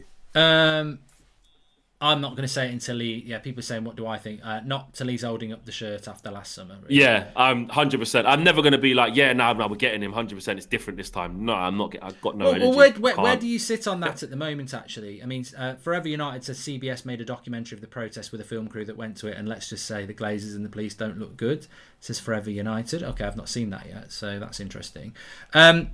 Where do you sit on who you'd rather get in the final? Because we know that there's another game going off tonight, of course. Yeah. I mean, Arsenal, we should wipe the floor with that Arsenal side. Just don't do it. We should. We just don't. And that worries me. That could be the thorn. And if you think about it, Arsenal in Europe, especially in European finals, is not their forte. They're not a club that's built off that. Just be back in a minute, everything Flex, should actually. suggest. I wouldn't say goodnight to Sarah. Yeah, that's fine. Yeah. Go read him a bedtime story. Everything says that we should beat Arsenal, but it isn't as easy as that. As we know, we've played a good few times under Arteta now. Haven't managed to get the W. We haven't beat Arsenal in the league for a while, and it's annoying. It's annoying because we're so much better than them, but at the end of the day, when we play them, we seem to bottle it. So to answer the question, I would want Villareal. It'd be a great it'd be a better spectacle though, playing Arsenal. Sometimes part of me is saying, you know what? Let's just get all the smoke. Let's just have all the smoke. It will be really, really difficult for whoever loses that in terms of the fan bases. I mean, some people call it the social media derby, but so that would be a good spectacle. But in terms of what would make me feel most comfortable, it's got to be Villareal. But if we do get Arsenal and we beat them, God, whoever loses has to come off the social media thing. Really, let's face it, because the trolling's going to be another level. But having said that, I will say this: watching Chelsea last night make it an all English semi-final, all English final in the Champions League, and then we're potentially going to make it, or Arsenal, we're going to potentially make it an all English final along with Arsenal. I just looked at it and think, you've got two other English teams in the Champions League. We could have done well in the Champions League, and I hate to go back to when we drew against Istanbul, when we lost against Istanbul, Başakşehir, and we only had to get the 1 point from PSG and Leipzig. I just think you look at the quality of the Champions League this year. You look at the way it's gone with certain teams. Bayern Munich had big injuries. PSG struggled with a couple of injuries. Real Madrid aren't quite Real Madrid. Barcelona, look at them. We could have gone deep into this Champions League, and that's the thing that pisses me off. We actually could have gone deep into this Champions League, but it wasn't to be. But if we do win the Europa League, and you've got one of City or Chelsea winning the Champions League, you can't even really. You can celebrate it in terms of well done, quickly pat the players on the back and say it's good for this bunch of players. But as a fan, I feel a little bit embarrassed. I do. It's like a bittersweet, a bittersweet. Being favourites for it is one thing. Winning it whilst Man City might win the Champions League. And I know people say you should look at what you have. You still got to celebrate. It's good for the players. It's good for Ollie. It's true. All of that's true. But nah, man, to see Chelsea or City lift the Champions League while we lift the Europa League, it's nothing really to ride home about. It's something to quickly pat the players on the back about and say, right, that's where we need to be next season. And it's going to be harder next season. Um, Bayern Munich are going to be back. I'm sure Real Madrid are going to invest, Barcelona, etc., and fans are back. So yeah, to answer the question, though, back to the start, it is. I'd rather have Villareal, but really, if we win the Europa League, it isn't really something massive to celebrate now, because you're looking at City and Chelsea in the league, and they're about to win a Champions League. So you pat the players on the back, you say, well done, Ollie, which is massive for you and this set of players. I still agree with that. But I'm just saying that the gloss will be taken off of it by watching an all-English final in the Champions League. Where do you sit on the whole sort of Glazers thing now? You know, I suppose we've had that. You know, you've been at both protests. Obviously, big impact on the one on Sunday. Talk of one next Thursday. Do you think it will run out of steam, or do you think it's gonna? It's got the momentum to carry on now. I suppose that's the big question that no one really. You almost feel like a bit of a traitor to say, do you think it will run out of steam? But we have been here before. 100%. That's what it is. We have to see what happens. I've got a feeling that I think it'll still be strong on Thursday. I still think it's quite new. I still think it's quite raw. So I think people will show up. Although the timings of it, I think it's an 8 o'clock kickoff, that game. People got to get back from work, kids and families and stuff like that. That will be a lot harder. So I think it could be strong, but I don't think it'll be as big as what last Sunday was. But on the Glazer thing, though, we just got to keep going. We just got to keep going, because I saw you tweet earlier that when someone was saying about the new shirts coming out, and someone was saying, yeah, it looks amazing. I just think we do need to kind of stay away from that. We need to try and make the Glazers feel it. We need to try. I've been there. I wear the shirts, get a lot of shirts given to me as well and stuff like that. I get that. But, we have to come together and start trying to make these owners feel it. Because essentially, unless reform comes in, the legislation, I still can't see the Glazers selling. I can't. You look at the state of what Avram Joe. What's the one with the flappy hair? Avram. Yeah. You saw him when he just refused to say sorry, refused to engage with the reporter, getting in his Lambo, just chilling in South Beach. Like, they don't give a shit, mate. No. They do not give a shit. And you hear little things in the media that they're startled by what's going on. They ain't startled, man. They ain't startled. So that's why we really need the government on this. But now more than ever, though, we're seeing how loud the noises are. You know what I'm saying? And that's what's giving me pride. So yeah, I think we should keep carrying on. I don't know what that is. Oh, you got the TV on? Yeah. And I forgot what I was saying now, but yeah, we need to keep strong. Yeah, it's I'm intrigued to see what's going to happen with it, to be honest, because I think that sorry, get that down. I think that don't worry, I'm only putting the Arsenal stream on. We've never been here before, and I am quite excited about where it could end up. But at the same hand, I share people's trepidation and concerns about where it might go, because it could end up just fizzling out. And also, we're heading into, I think in some ways I'd be more confident if it was like November time, but then again, that's still close to a January transfer window. Also, I think what goes in the Glazers' favour is that they've got positivity, like getting to a final and winning in a final, and then you can be linked to loads of players in the summer. Time's going to be their friend, really. The longer they can keep this going, hold out, reinvest the squad. And also, if we get a good few players in the summer and then Ollie does well, we start well, we're up there, it can sometimes, like you said, go on the back burner. They'll be praying for that. They'll be praying for that. But I just think, regardless, like I said, they could get us Mbappe, Neymar, and Haaland in this summer. We still want them out, and we need to, because the thing is that we can forget about it for a little bit if you're shallow enough to forget by getting new players, new kit, and all that shit.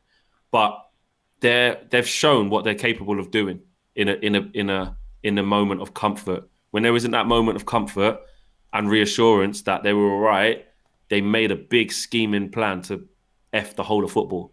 Do you know what I mean? And that means they're capable of that. I don't buy this whole, we've listened now, we're going to start listening to it. No, they're plotting that in a different way in another 5 years, in another 3 years. You know what I mean? They've just gone back to the drawing board. That's all it is. The changes, they're trying to change football. It's going to come. So we just need to get them up. Yeah, I think it's going to be very interesting. I think it's very hard for United fans. I do have. Well, yeah, obviously we're all United fans, but I feel it as well. We're 40 subscribers away from 41,000, so please subscribe. Let's see if we can do that before kickoff.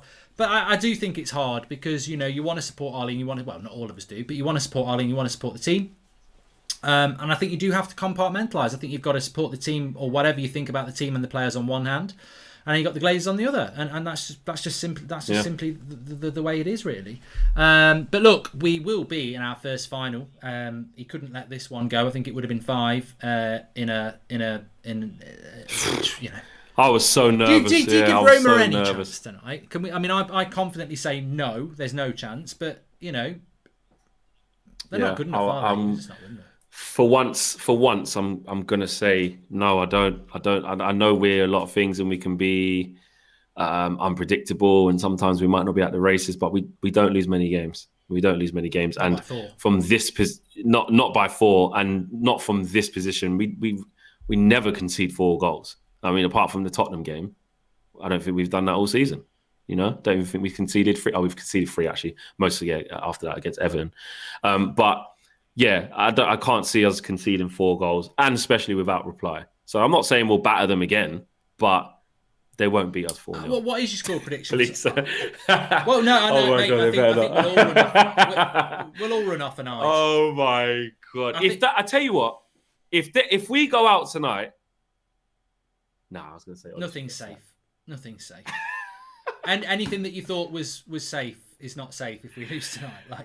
Hey, listen, I ain't coming on if we go out tonight. I'll just come off social media for a bit, honestly. I'm looking. Can't happen. Nah. Actually, forget this talk, Mark. Stop talking about can we go out? Are we safe? We're safe, man. Roll on the game. We've got a strong team out there. You said last week. I think it's going to finish. We're 2-1 down at half time. I said, what's going to happen? Because I think we'll come back and win. And you went, I'll tell you what, I think it's going to be 2-1. I don't speak like Ricky. I know, I can't do you. I need to think. I get scared of doing you because I'll probably get complaints, Nah, you won't. It's funny. I do you. Nah, you won't. It's funny. I'm down south, I don't know. I can't do it. But... bloody hell, what a prat. I'm easy to do. So, you said 2-1 last week, and I said, you know what, I can see us winning this. I didn't say 6-2, to be fair, but I did. I always... Yeah, you did. It's funny, I was talking to Drawty about it this afternoon, and he was talking about the Glazers thing, and he was basically saying it's quite a hard time to be a United fan at the moment, because although you want to be optimistic about the team, there's this massive negativity caused by the Glazers, and we're all faking it, really. And he's right. And I said, but the thing is, as well... You almost learn your lesson, because I see people in the live chat and they'll go mad at half time and they'll go mad about the team. But what I've learned under Ollie is, we can play absolutely shit in the first half, but you can guarantee if you moan about it at half time, you're going to get clipped after the game when they go, oh, look at Goldbridge moaning about the team at half time and Ollie sat him down. The one thing we do know is that Ollie has this ability to turn a bad performance into a win, and I think today we're going to see. I think we'll win comfortably. I think it's such an opportunity for Bay and Van der Beek, because what I do want to moan about is if we play well tonight and then we go back to Lindelof and McFred, I'm going to be moaning again. I'm going to go what? Yeah, but we will though. Yeah, we will. We will. You know that. You may as well start moaning from now. Then I think the best game we played was Everton away, and that we started with Bruno, Donny and Pogba in that game, and we had Lindelof was right back. Lindelof was right back in that game, no? And we had Bay at centre back. So yeah.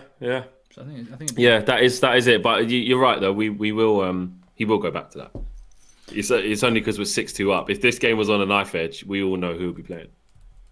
Yeah, but the good thing is he can't do that over the next week, can he? He's got 4 games in a week. He has to change Donny it. should get at least 2 starts, and so should Bay. Yeah, Donny ain't played all year. He can play in every single fucking one. Do you know what I mean? Play Donny in 4 games in 8 days. Play him. But we know 90 minutes every single one. The thing with Ollie is we know it's about trust, don't we? And if I was saying before you come on, I always think that come on and play well for half an hour, but it's never the same as playing well from the first minute, because games can be tired. Games get stretched. So I think if he can play well from minute 1 today in a bigger game, and look, Roma are a good team. It's only because we blasted them in the second half, really. They were tired. They had no subs. I mean, they're not terrible. It is a Europa League semi-final. They have beaten Ajax and Shakhtar and Braga. They're not a terrible team. So, look, it's not like he's playing... They just lost against relegation fodder, though. They just lost against Sampdoria when I've watched the highlights. Yeah, but they're mid-table. Oh, right, yeah. Didn't they lose against... They lost against someone else. Oh, They're Sampdoria mid-table. They're not on a good run. They're not. No. They're not. And look, we just put 6 past them. Like, they weren't good. They weren't good. Will they play better and play with a bit of pride? Yeah, sometimes a team with a bit of pride can be a bit more difficult second time round. I hear that. When we were 4-0 up against Sociedad. Who was the last round? Granada. Yeah. But was we 4-0 up? No, Sociedad 4-0 up. When they come back in the second half, the second leg, they actually played well. They played all right. You know, because it's like the shackles are off. You can go and try things you wouldn't normally try. Bomb men forward. You know what I mean? Sometimes it makes it a bit more difficult. So that's why I'm not saying we're going to beat them up 3-4-0. We could even concede. I think it might be a bit tighter today, yeah.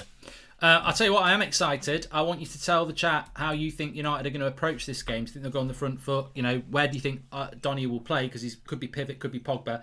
I'm just going to go for a quick toilet before we start. Yeah, that's an interesting one actually with Donny, because as I look at it, I think he will play in the 10, and I think that Bruno will play on the left. Obviously, we'll have to wait and see. With Greenwood on the right, Cavani up front, it'd definitely be those two in the right position. So it's all about, Fred and he definitely is not going to do Donny and Fred in the midfield. It's definitely going to be a midfield 2 of Fred and Pogba. So I actually think, because Donny, anytime he's been playing Donny, he tries to play him in 10. And when Bruno's come on, he's moved, when Donny's come on, when Bruno's still on the pitch, he's moved Bruno to the wing quite a few times. So I think we might see that from the start. And I would approach this game with intent to win straight up. You know, it's the quicker you can score 1 goal, and make it 7-2 on aggregate. That just makes Roma think, fuck, mate, ref, blow the whistle from now. Do you know what I mean? So I would try and get a goal as quickly as possible, and then look to the bench again because we need to keep mixing it up. Let's get Ahmad in. Let's get Luke Shaw off. Let's get Matic on. Let's get Tuanzebe on. If we're 7-2 up, flipping it, take off centre half, put Elanga on. You know what I mean? There's room there. Get one Matter on. You know what I'm saying? So get Lee Grant on. You're not bloody Ricky. We don't need to get Matter on. Get Diallo on. No, I said that as well. Get Ahmad on. But I'm saying if we score early and it's 7-2 on aggregate, I think he will make 5 subs. How many subs do you think he'll make? Actually, he's got to make 5 subs, even if it's the second half when we're still 6-2 up. Yeah, make 5 subs, mate. Make 5 subs, especially then. But if we get a goal in the first half and we go in 1-0 up or even 2-0, imagine that. Then I'm looking to see Luke Shaw. You've played 45 minutes, off you get. All the people we're going to need in the Paul Pogba, get off. Can't afford anything to happen to you. Bruno, get off. Cavani, get off. I'll just do a madness. I'd take 5 off, I would. Yeah. Because a lot of people need game time, don't they, ahead of the game? The amount of games. Yeah, Tuanzebe needs to, exactly, because you don't want them players coming into the Premier League game. Yeah, if you go into Villa cold and then you've got to play 2 days later, there's more chance of injury.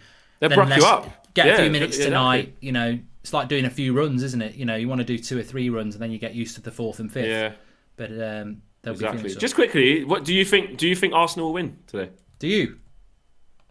I do. Yeah. I do. I think they'll get it done. I think that away goal they got will be key. I tell you what, I love it. I've got my song ready if they don't, but I've got it on actually for anybody who's interested. I'm more interested in United because he's picked Van der Beek, but I have got the Arsenal. Well, I kind of want to see what's going on. I'm going to put it on my iPad as well. Actually, I just want to see what's going on. That's why I put it on Sky Player, and it's actually Sky Player is sometimes about a minute behind, but it's only about 5 seconds. Yeah, it's far. So it's not too bad at the moment. Okay, it's not bad. That's not bad. Yeah, it'd be interesting if they lose. Wow, that is banner. That'll make it even better. Makes it even better. Yeah, Emery as well.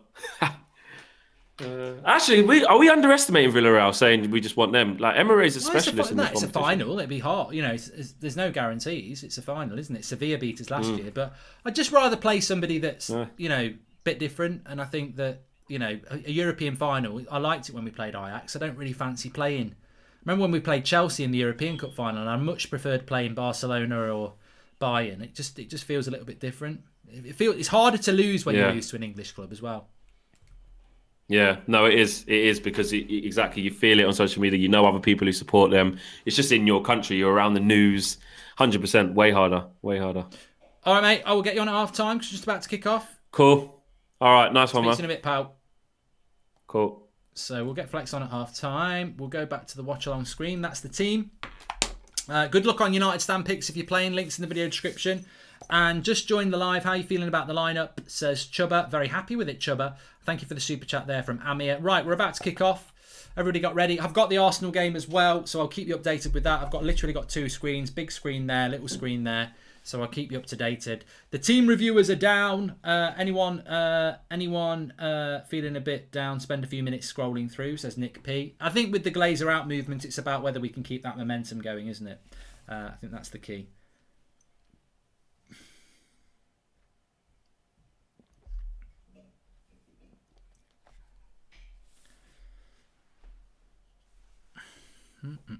So let me get the timer ready.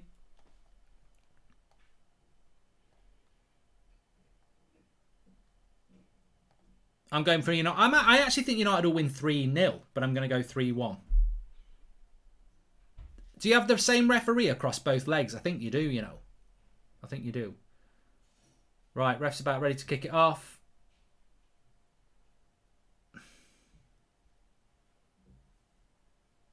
And we're off. We are off. Thanks everyone who's tuning in. Please subscribe, bottom right hand corner. We're very close. In fact, we've just gone past 41,000 as you can see, top corner. I don't know what's going on with that. That's it, better. So yeah, let's see what happens. Let's see what happens. Ollie fulfilling his dream of winning a trophy as a Man United and resigning the next day would be so poetic, says Andre. Thanks for all the super chats. A bit negative there.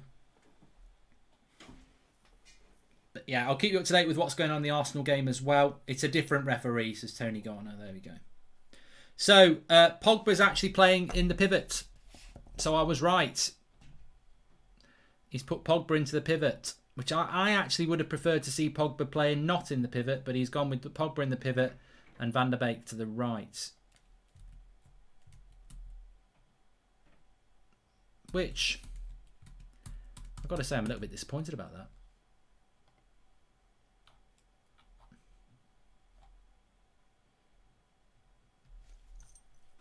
Yeah, sorry, Donny van der Beek's playing off the left, not the right. So, look, let's see what Roma can do. They might have a little bit of a go. I think when the game kicks off, you suddenly think, actually, Roma aren't too bad. Arsenal have got an early corner as well. Mark's a new member as well from Israel. Don't need to spam, Mark. Thank you very much. You've just got to shout him out. Mark Friedman.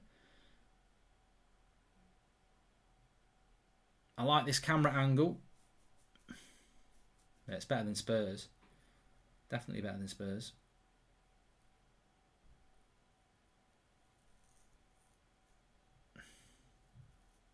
And we're not playing a diamond. Look at the shape of the team there. You can see it's a 4-2-3-1. It's not a diamond. No way is it a diamond. No way. Did you ever know that you're my hero? Stephen just said I'm his hero. And everything I would like to be. I can fly higher than an eagle.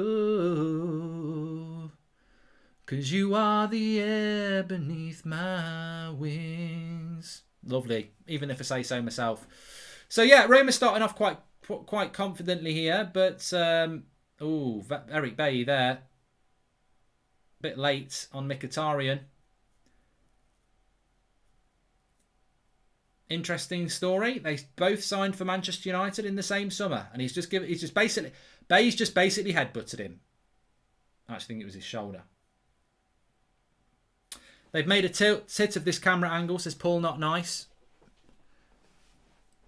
That's Italian football grounds for you. A lot of them have running tracks around the edge. I think they used to have a running track around the edge at Roma, didn't they? Because that's where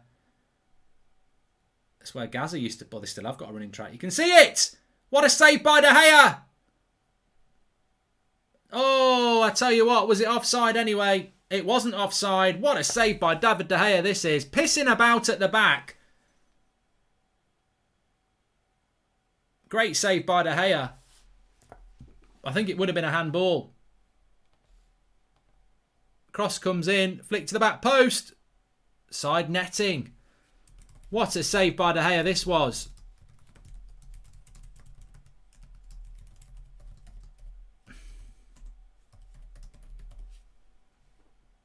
And the back post there, they were in again.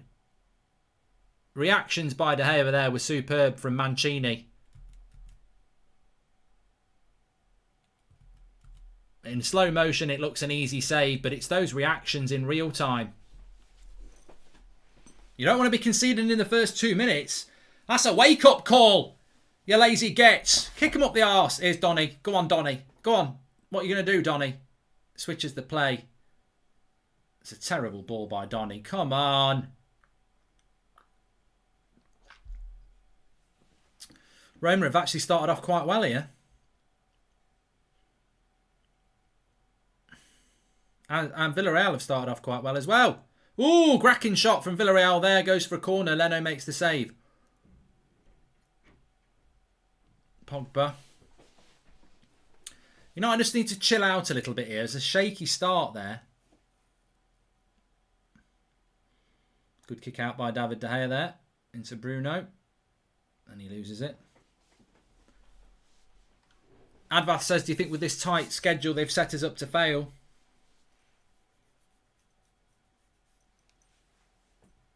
There's Donny into Pogba. I do like Pogba in the pivot. I would like to have seen Donny there, but I do like Pogba in the pivot. Here's Bruno. He wants to put a cross in. It's not a bad cross, and the keeper's got hold of it. Better from Manchester United there. That's a very good save by De Gea.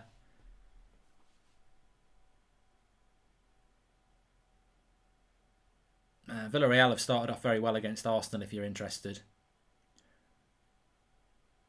But a very good, interesting first 5 minutes between Manchester United and Roma here. Ball over the top. Wan-Bissaka up against Mkhitaryan. Wide it goes. Eric Bay a little bit starty. Remember Roma came back 3-0 against Barca, says Pretorius. Yes, I do remember that. Go on, chase him, Greenwood. Chase him. Shaky start, says Tony Garner. Yeah. Need to calm down. Calm down a little bit. Calm it down.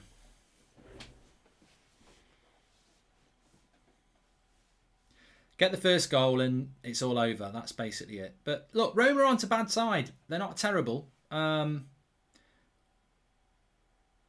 they were a Premier League club, I'd probably say they're like Southampton. But we're not going to lose this 4-0. But we could have been 1-0 down. Great save by De Gea. They're in the box here. Ooh, shot from the edge of the box. Really not a great start from United here. Half asleep. They need a bit of a wake-up. I think this is the problem. We haven't played in a week. We're 6-2 up. Mentality's not quite there. Slow start FC again. They need a rocket up their arse. Not literally. That would be painful and abuse. But they do need a little bit of a wake-up call here. Need to switch on. Yeah, we're nothing like the way we started against Everton when we played this formation. Ollie's showing he's willing to get Pogba on the pitch, says Matt Hunt. Yeah, I think he means with Bruno and Donny as well.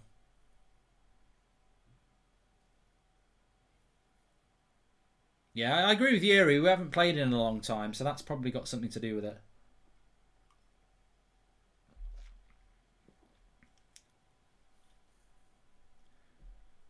I don't care how much Roma are on fire. They've got to score 4. We ain't conceding 4.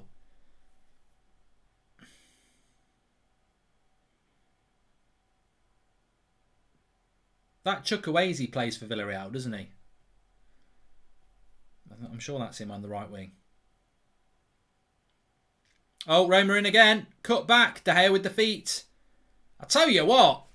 De Gea's had a great start. Shame no one else has. I'm going to tweet that because it sounds good.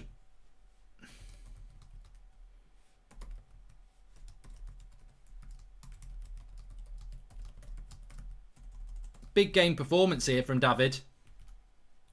Need a bit of leadership.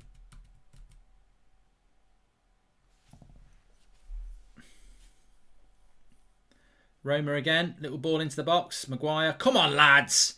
Come on, lads. Bruno hits it long. Greenwood ain't going to get that. We're getting bullied here. I don't like bullies. Don't give them your dinner money. Stand up to them, lads. Come on. Ollie's not happy. Who are you talking to, Ollie? There's no one there. He's sat there going like this. He's got no one next to him. Tell you what, they need the bloody game time, don't they? Just shows what can happen to professional sports people when they get out of their rhythm. You know, they haven't played in a week and it looks like it. They need to wake up, says Dean. They need a bloody foghorn next to their ears. They need some bloody Red Bull. Listen up. What sort of ball? Eric Bailly's had a shit start, hasn't he? Let's be honest. You know, I do prefer Bailly and Maguire, but I've got to be honest, Eric Bailly's looked a bit sloppy here. I don't like these sort of little chip balls as well. Keep it on ground. Keep it on the ground. Oh, Pogba. Lucky he got fouled. Eric's probably rusty. This is part of the problem of not playing players a lot, though. You need to play them regularly to keep their levels up.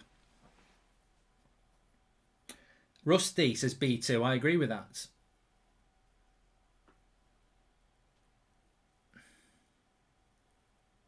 Make sure you subscribe, bottom right hand corner. You're very welcome. We have got a match reaction coming up after this and player ratings. At the moment, United not really got going. I think hopefully it's just a little bit of rust. A little bit of rust. Need a Brillo pad. Scrub it off. Get going.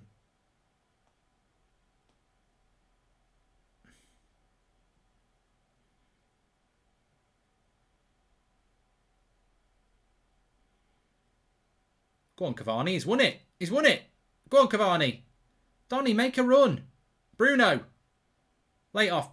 Cavani. Oh, I tell you what. It's a goal kick.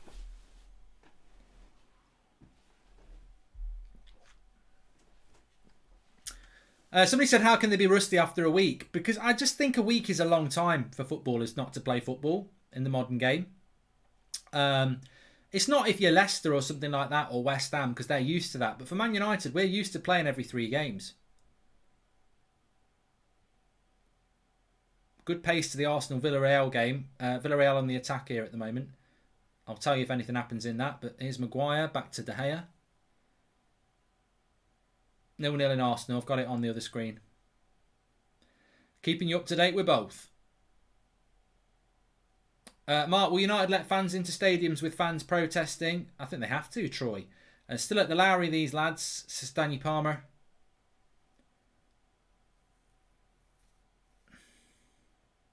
Lovely ball into Bruno, into Donny. Lovely ball to Bruno. He just hasn't got the pace.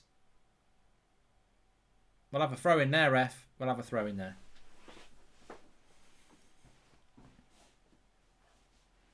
Yeah, I wouldn't panic too much. We have got a 4-goal lead. Mentally, it's quite a difficult thing. Bay playing like he just signed a dumb contract, says Manalu. Yeah, we've had a bad start. We've had a bad 10 minutes, but it's 0-0 and we're better than Roma. And it's no time to panic.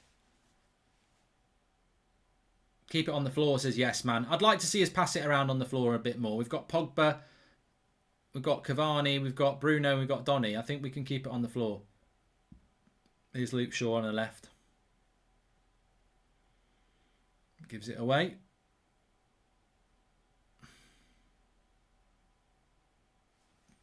Renate says we've got this. We just need to keep calm. Yeah, I agree. I mean, they've got to score 4 goals. Oh, come on, Donny. You've got to put more effort in than that there. That's better. Pogba. Interesting ball. Nearly got Greenwood in. Why can't we keep the ball, says I'm awesome. Just, yeah, I agree. A little bit sketchy at the moment. A little bit sketchy.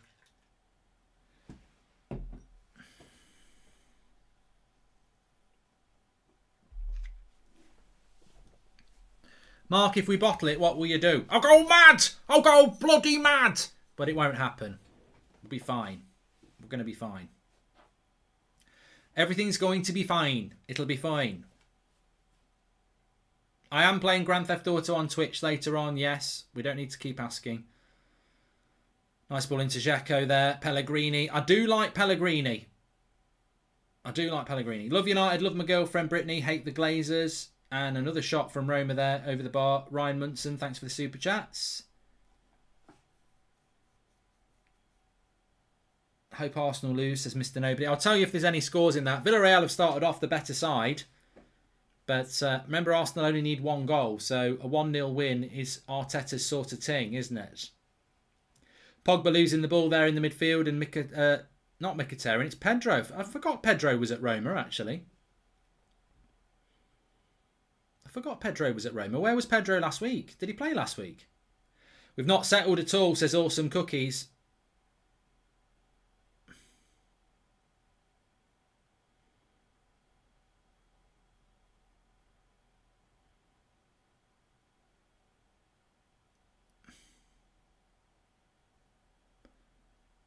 That's a little bit of a trip by Cavani there.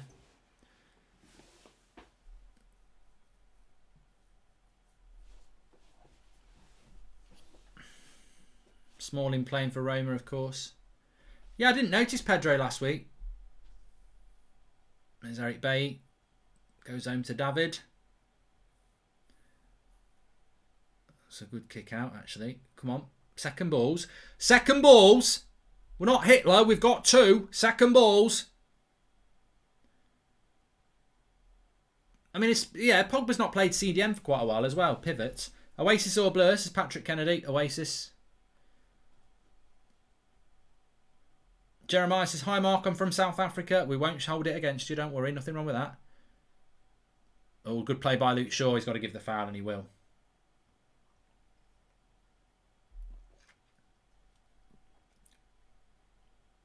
This is why we need to buy a centre defensive midfielder, because we're just we're not strong in the midfield.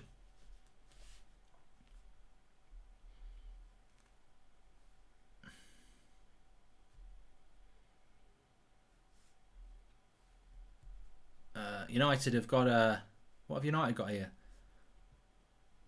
I don't know what's going on. It's a free kick, isn't it, from Luke Shaw, actually. I do know what's going on. Maguire. Don't know what that ball is. Oh, you're in, Greenwood. No, you're not. No, you're not.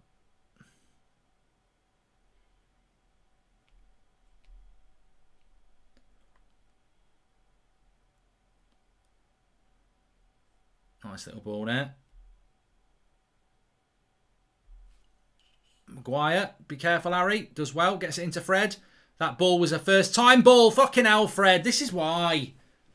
That ball from Fred when Maguire, bang, straight away. Cavani, look at it when he gets it. If he takes too long. I think Cavani was always going to be offside, but you've got to move it quicker. Everyone wants a bloody touch.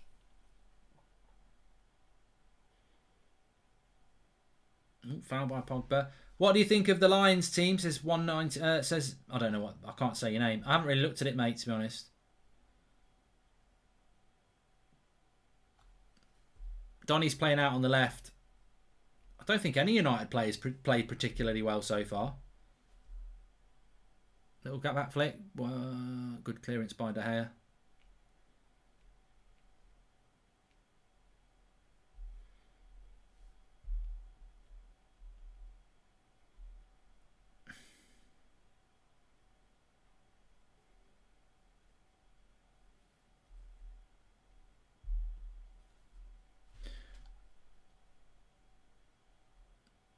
Watch this ball on the floor. When it rolls, you can see the spray. The pitch has been waterlogged to slow the attack down, says Wilkins. Hey, very good observations there. Well done. I like a bit of that. Right. Oh, foul. Pogba. They want to give him a yellow card, but Pogba's laughing and smiling. He knows he's all right. Mark, I'm 21 and I work at Sainsbury's and hate it. Love your channel. Anything that I enjoy watching, says Rob Johnson. Thanks very much, Rob. Got a yellow card here to Wan-Bissaka.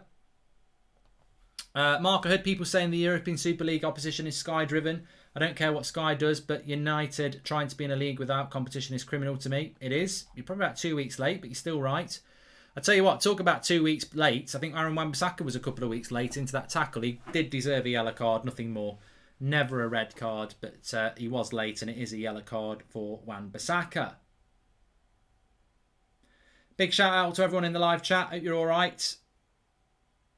Still 0-0 in Arsenal, Villareal. I mean, Wan-Bissaka actually wins the ball here, doesn't he? I think he wins the ball. Even Scannell's right. He gets the bloody ball. The game's gone. We knew that anyway.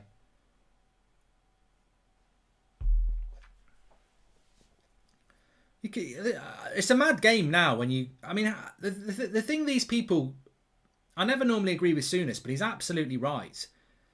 You need to get referees refereeing the game who've played the game, because if you're going to give fouls and yellow cards for people who tackle the ball but then catch the player afterwards, the game is gone. Cavani! Cavani!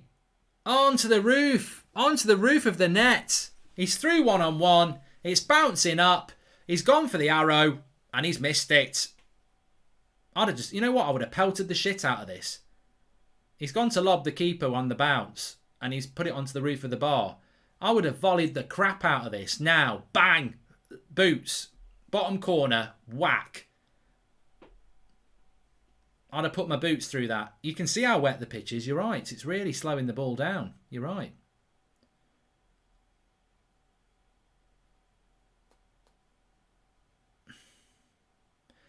Hopefully that'll give United a bit of a boost. It was a little bit unlucky.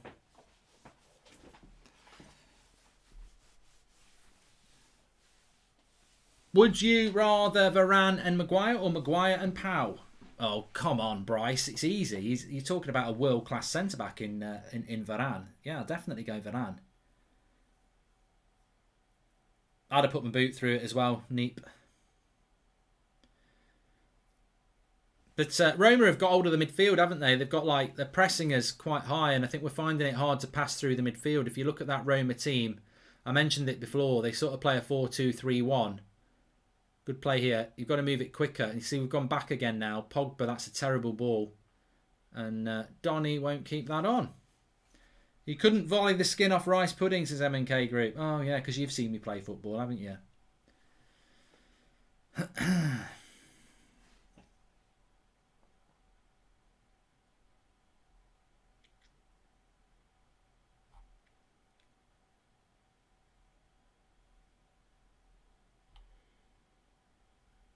Here he is again, Pellegrini. I do like Pellegrini for Roma. I mean, if Mourinho keeps hold of him, he's got a good player, hasn't he? Go on, Greenwood. Needs a bit of help. Goes wide to Donny. Come on. Donny's your pass. There he is. Donny's got it now. Where's the movement? He has a look. He goes backwards a lot, Donny, doesn't he? I have noticed that. Oh, that's a terrible ball by Greenwood. Wan-Bissaka's there. I think Arsenal will win, but it's 0-0 at the moment.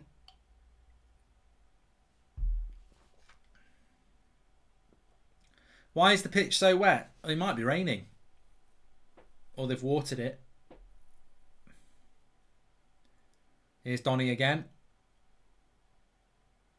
Into Shaw. Good cross. Headed away. Edge of the box. Second ball. No. Hits Mkhitaryan.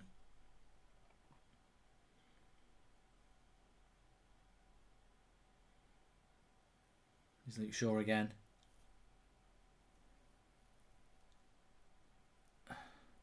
Hey Mark, okay Mark, I can totally put up with your singing, pal, but you are sponsored by Boohoo Man, so what is with the tartan pants, pal? Says Stephen Atkinson.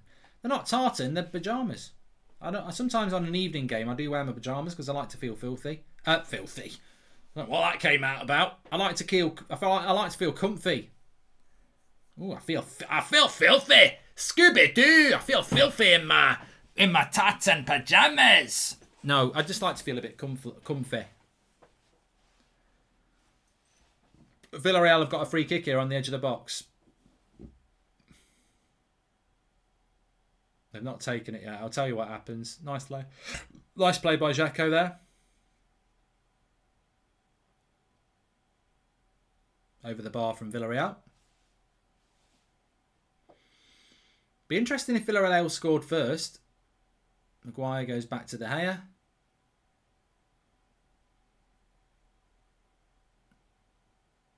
Nice ball out to Wan-Bissaka. Into Pogba. I tell you what, we're not passing very well through the midfield. There's Bay. Pogba, that's it. Spin and turn. Lay it off to... Donny was your pass there, Mason. That's it. Get it wide.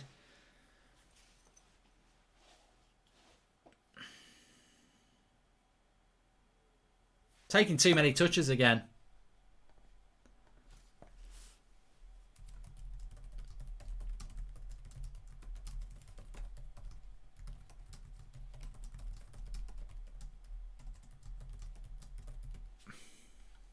They're eating us up, and maybe it does come down to the fact that they played at the weekend, but the tempo is too slow from United. We're taking too many touches. Being in a Andy today, mashed my knee, had Goldbridge full volume in waiting room now. All of Warwick Hospital knows how bad United transfer situation is. Says Matt Maloney. Poor people if they were there. Would you take Greenwood to the Euros, Mark? Says Tom. I don't think he will. Time to bring on Donny. I'll wait, says Gertchen.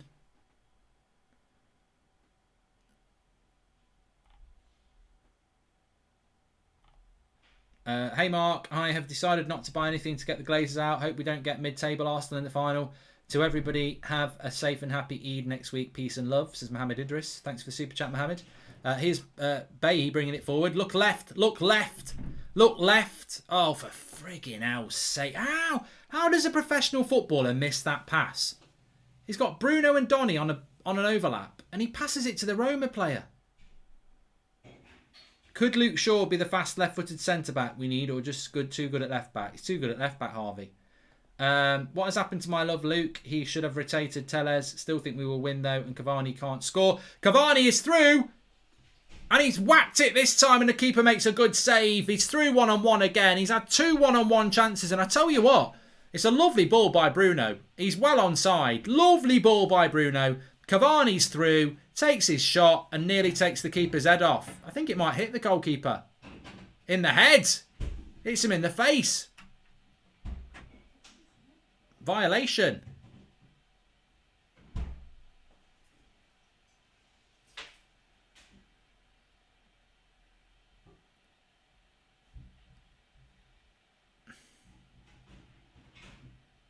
But it's a corner to Manchester United.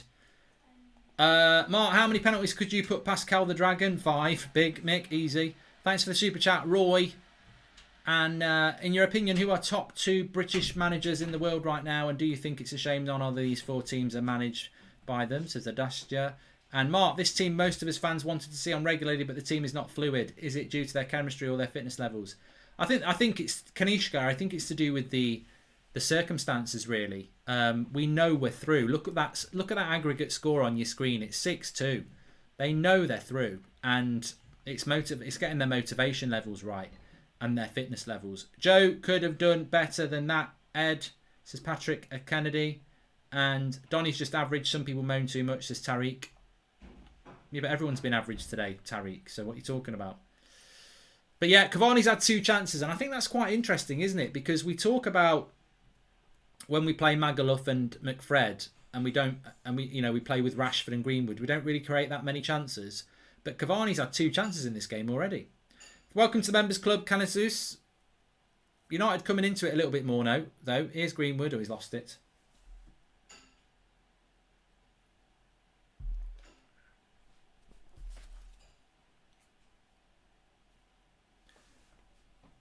Yeah, Ollie, it's Goldbridge. What's going on? No. Don't get caricky. What is going on? Tell them to start moving the ball around quicker. Everyone's taking a touch. It's like they're still on bloody holiday. Look. No, you're not bringing... No. Tell McTominay to sit down. We're not bringing Daffy Duck on, Scooby-Doo. And tell Mata to sit down. The team's absolutely fine. Just tell them to move the ball quicker. There's bloody 18 minutes to half time. You're not bringing McTominay on. Tell him to sit down. Tell him to move it quicker. Tell him McTominay to get on. Bloody Scooby-Doo can sit down. Roma, I tell you what, Roma have been cursed in this semi-final. They've got to make another sub here.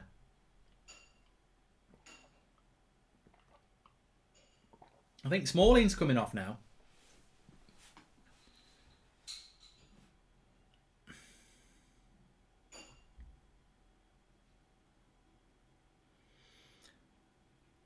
I think Smalling's coming off for Roma, and there's a Villareal player coming off as well.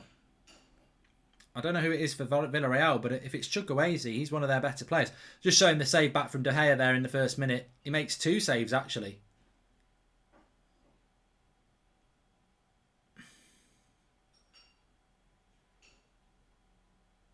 And yeah, Smalling's coming off, I think. I don't know who's going off for Villareal, if anyone knows. It looks to me like it might be Chukwueze, who's one of their best players. Roma with another injury as well. Darbo's coming on.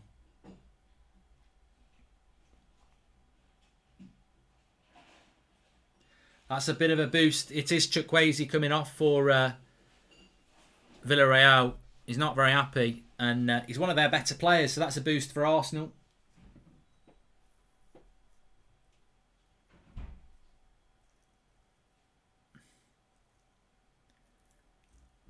So half an hour gone, 0-0 in both games. Would you take on Titi from Barcelona? Love the show and keep up the good work, says Mark Brown. No, I wouldn't. I think he's too injury prone. I hate comparing games, but watching Chelsea one-touch passing yesterday was sublime. Completely took Modric, Casemiro and Kroos. We need to pass it faster. 100% Vignesh. And welcome to the Members Club, Ryan Hunter. Yeah, we're not moving the ball quick enough again. It's a man of the match is David De Gea after half an hour.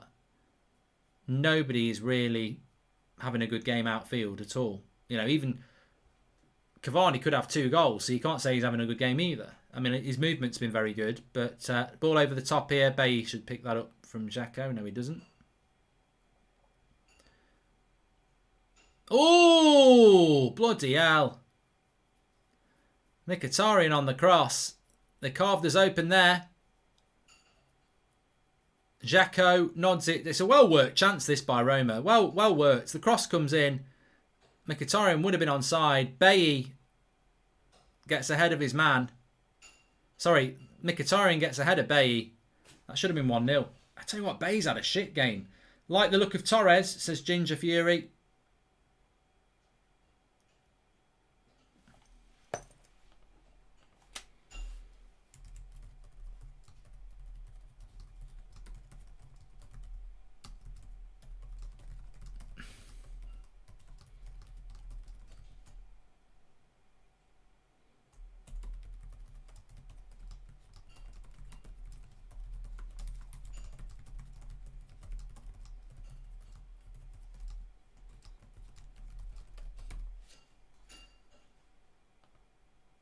I just think that, you know what I think we're suffering from? And I've mentioned this before. I think we're suffering from the fact that we just don't rotate the team enough. And I think that you've got players out here tonight who are way off the pace. Welcome to Members Club, Romanoff. Lingard is like Platini to West Ham and Smalling is like Maldini to Roma. Let's capitalise on that, says Abhishek. Cross comes in again. Maguire heads it away. Yeah, Bailly's not had a good game so far. But who has? Who has?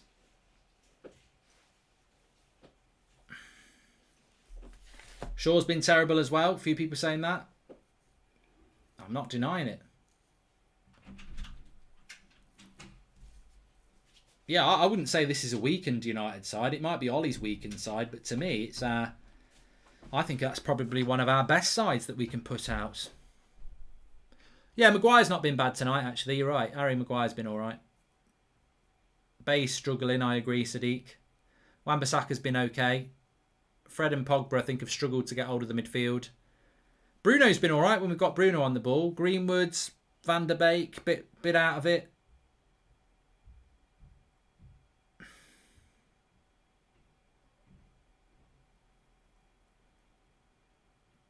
I suppose on a positive, are Roma going to score 4 goals in an hour? That's a ball by Cavani, out for a throw-in. Ollie's not very happy. I mean, you know what? It's always a difficult game, this. You've got a 4-goal advantage. I don't care what anybody says. It doesn't matter how good a footballer you are. It doesn't matter how much money you've got. And it doesn't matter what club you're playing for. When you've got a 4-goal lead in a semi-final to get into a final, it's going to play on your head that, you know, the job is done.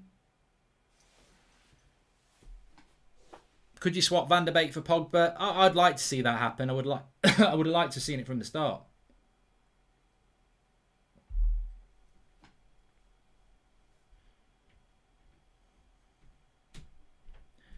Xhaka. Is his shot off? Pellegrini! Good save by De Gea again!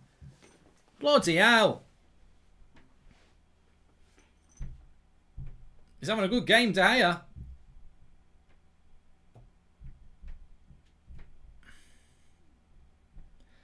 I mean, I must be honest, we're a bit lucky to be 0-0.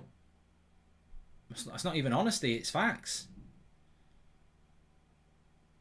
Another foul here on the edge of the box on Pellegrini. This time by Eric Bailly.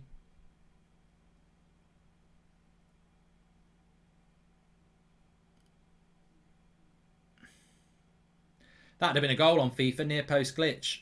Standard save by De Gea, that one. De Gea's been the best class so far. The best player on the pitch by a long way, says Robin. I agree. Easily the best player on the pitch from United's point of view. I mean, realistically, I think it probably should be 1-0 Roma. I mean, it could be 2-0, and then it's squeaky bum time then. I tell you. Squeaky bum time. Cross in again! And it's into De Gea's hands. I think it was offside that time. But we've been really poor, haven't we? Ricky will be going mad. I've told you, Fleck. Everybody goes on about Bailly. Oh, look at him. He's Stretch Armstrong. He puts his body where no one else does. I'll tell you what. I don't want him to be Bruce Willis. I want him to be Steve Bruce, not Bruce Willis. I don't care whether he'll go where no one else will go. I don't care. You know, if I wanted someone to do that job, I'd get Liam Neeson from Taken. I want Steve Bruce, not Bruce Willis. He's a liability. He's a liability. I'm telling you. I'm telling you now. I've got clips on my Twitter and I've watched it 22 times. And he's rubbish. Give me Lindelof any day of the week.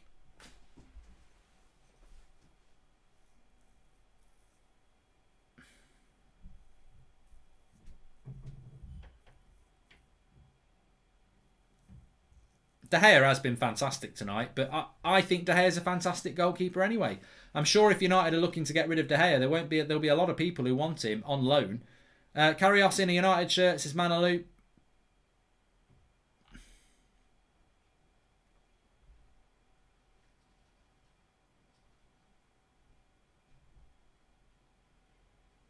"10 minutes to go to half time.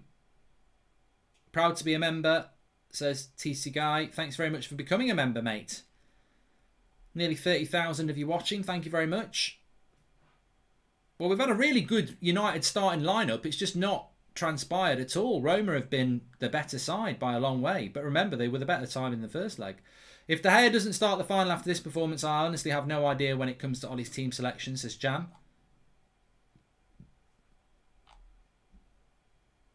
It's been poor from United, says Advath.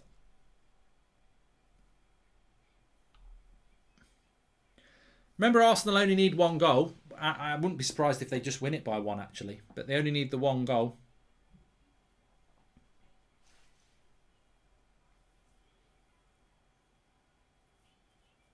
0-0 in both games at the moment.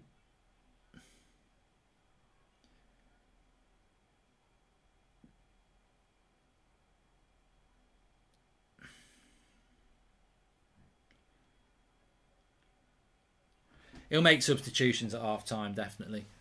But Roma, look how quick Roma have moved the ball about.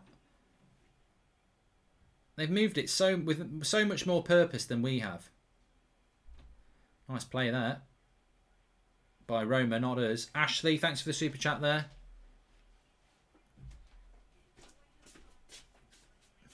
You all right? Yeah, all right. Yeah. Pogba. Bruno, nice little flick. There's an intensity to Manchester United missing. Still 0-0 with Arsenal and Villareal.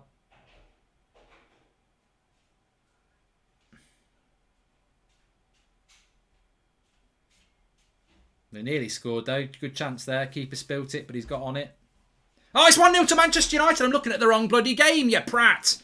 Absolute prat. I thought it was 1-0 to Arsenal. It's 1-0 to Manchester United. Give it to Eric Cavani. Pass him the ball and let him score all the goals. It's like Robin Hood, Prince of Thieves. I can't tell you, it's not worth fighting for. You know it's true. Everything I do it for you. Well, he scored that one. 3 chances, 1 goal. Fred with the assist as well. Fred with the assist. He's got his Brazilian passport. Immigration's checked it. There was a hint of offside. There was a hint of offside on this, but I think he's onside. Let's chill out. Let's have a look. It looked close, but if you were watching my FIFA career mode earlier, same thing happened to me, and he got away with it. And he's given a goal, and there he is, Cavani. He's on the pitch. 1-0. That'll do. Could have had a hat-trick. Give it to Eric Cavani. Pass him the ball and let him score all the goals. Give it to Eric Cavani. Pass him the ball and let him score all the goals. Well, we're going the final countdown. John Bon Jovi, and it is it's 1-0 to Manchester United. We can sleep easy now.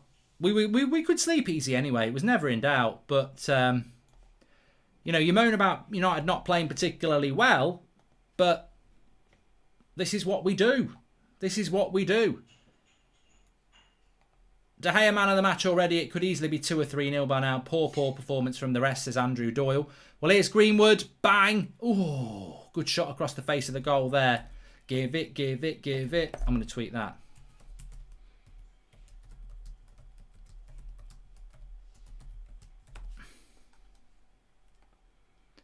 Well, they've got a 2v2 here. Dzeko. Oh, what's Bailly doing? And another great save by De Gea. What a fantastic save. I tell you what. Give David De Gea man of the match now. Unbelievable. Unbelievable performance. That's a great save.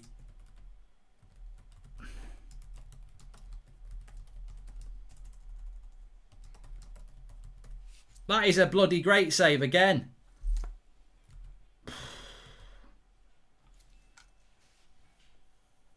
Mkhitaryan from close range. And watch this back.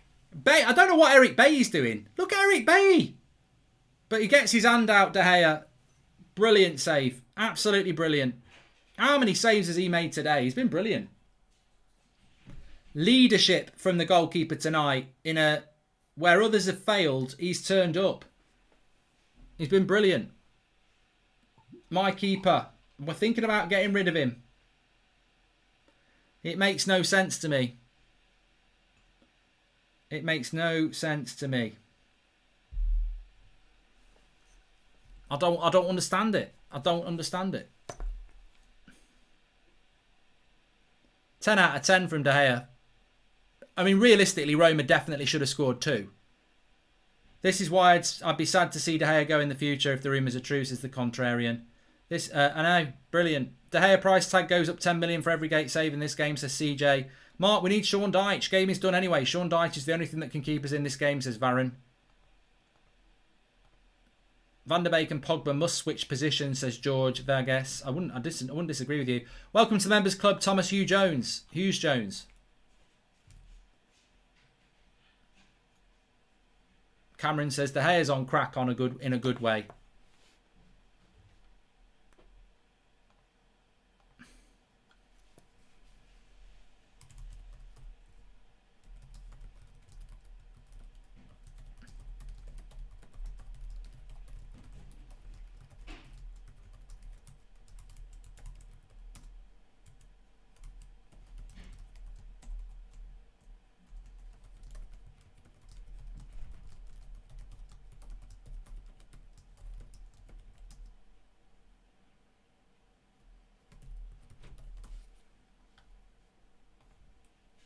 You know what? At the end of the day, I do like Dean Henderson, but I cannot for the life of me understand why you'd want to sell David De Gea. Like, why would you want to sell him? He's a leader. Like, why? It makes no sense to me how some of our fan base have treated David De Gea. It makes no sense. Eric Bay's had a nightmare game, says Vignet. Yeah, he's not been good. If Connor would buy Man United, he'd dress everyone in Gucci, says Iger. And welcome to the Members Club, Victor.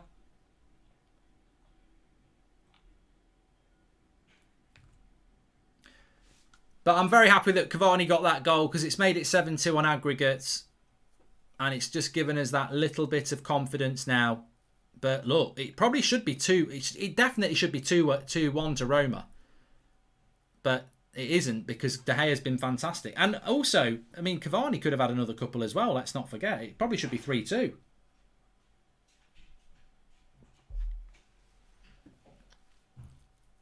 Give it to Eric Cavani. Pass him the ball and let him score all the goals.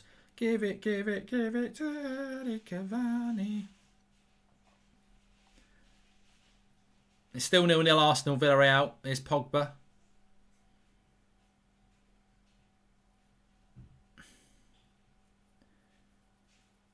A minute to go to half-time here. I get the feeling we might be talking about David De Gea at half-time. Nice ball into Greenwood. Oh, Bruno goes for the overhead kick and totally makes a prat of himself. And Roma will bring it away.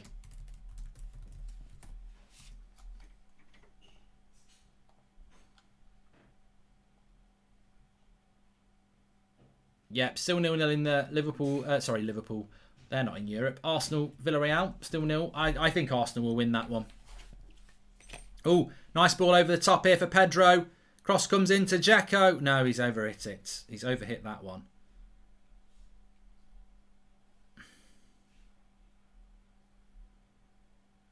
They've played well.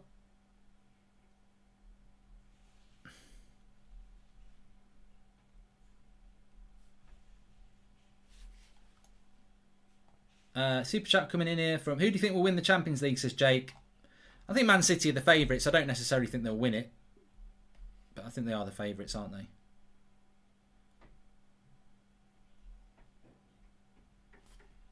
they? So we've got about 2 minutes of added time here.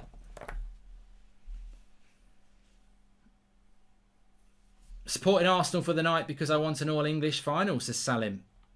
I think it will be an all-English final, Salim, but I'd love to see Arsenal go out. But I think they'll... From what I've seen, I've been watching United more, but from what I've seen, I think Villareal have probably just about shaded it. But you know what'll happen.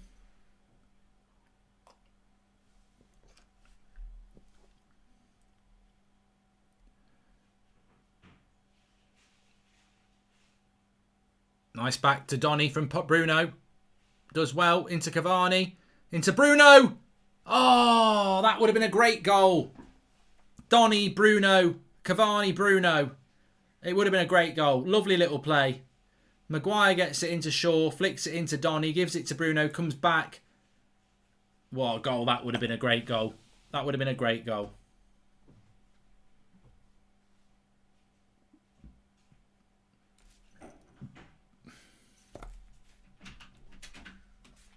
I'd even say De Gea over the likes of Edison and Alisson. The latter two have shown how dodgy they can be when the back line in front of them is poor, says the contrarian.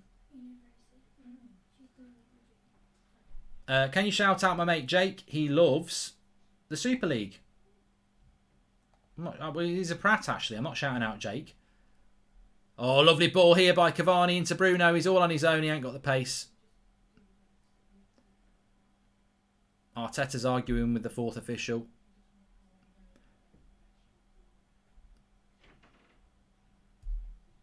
Shut up, Lego head.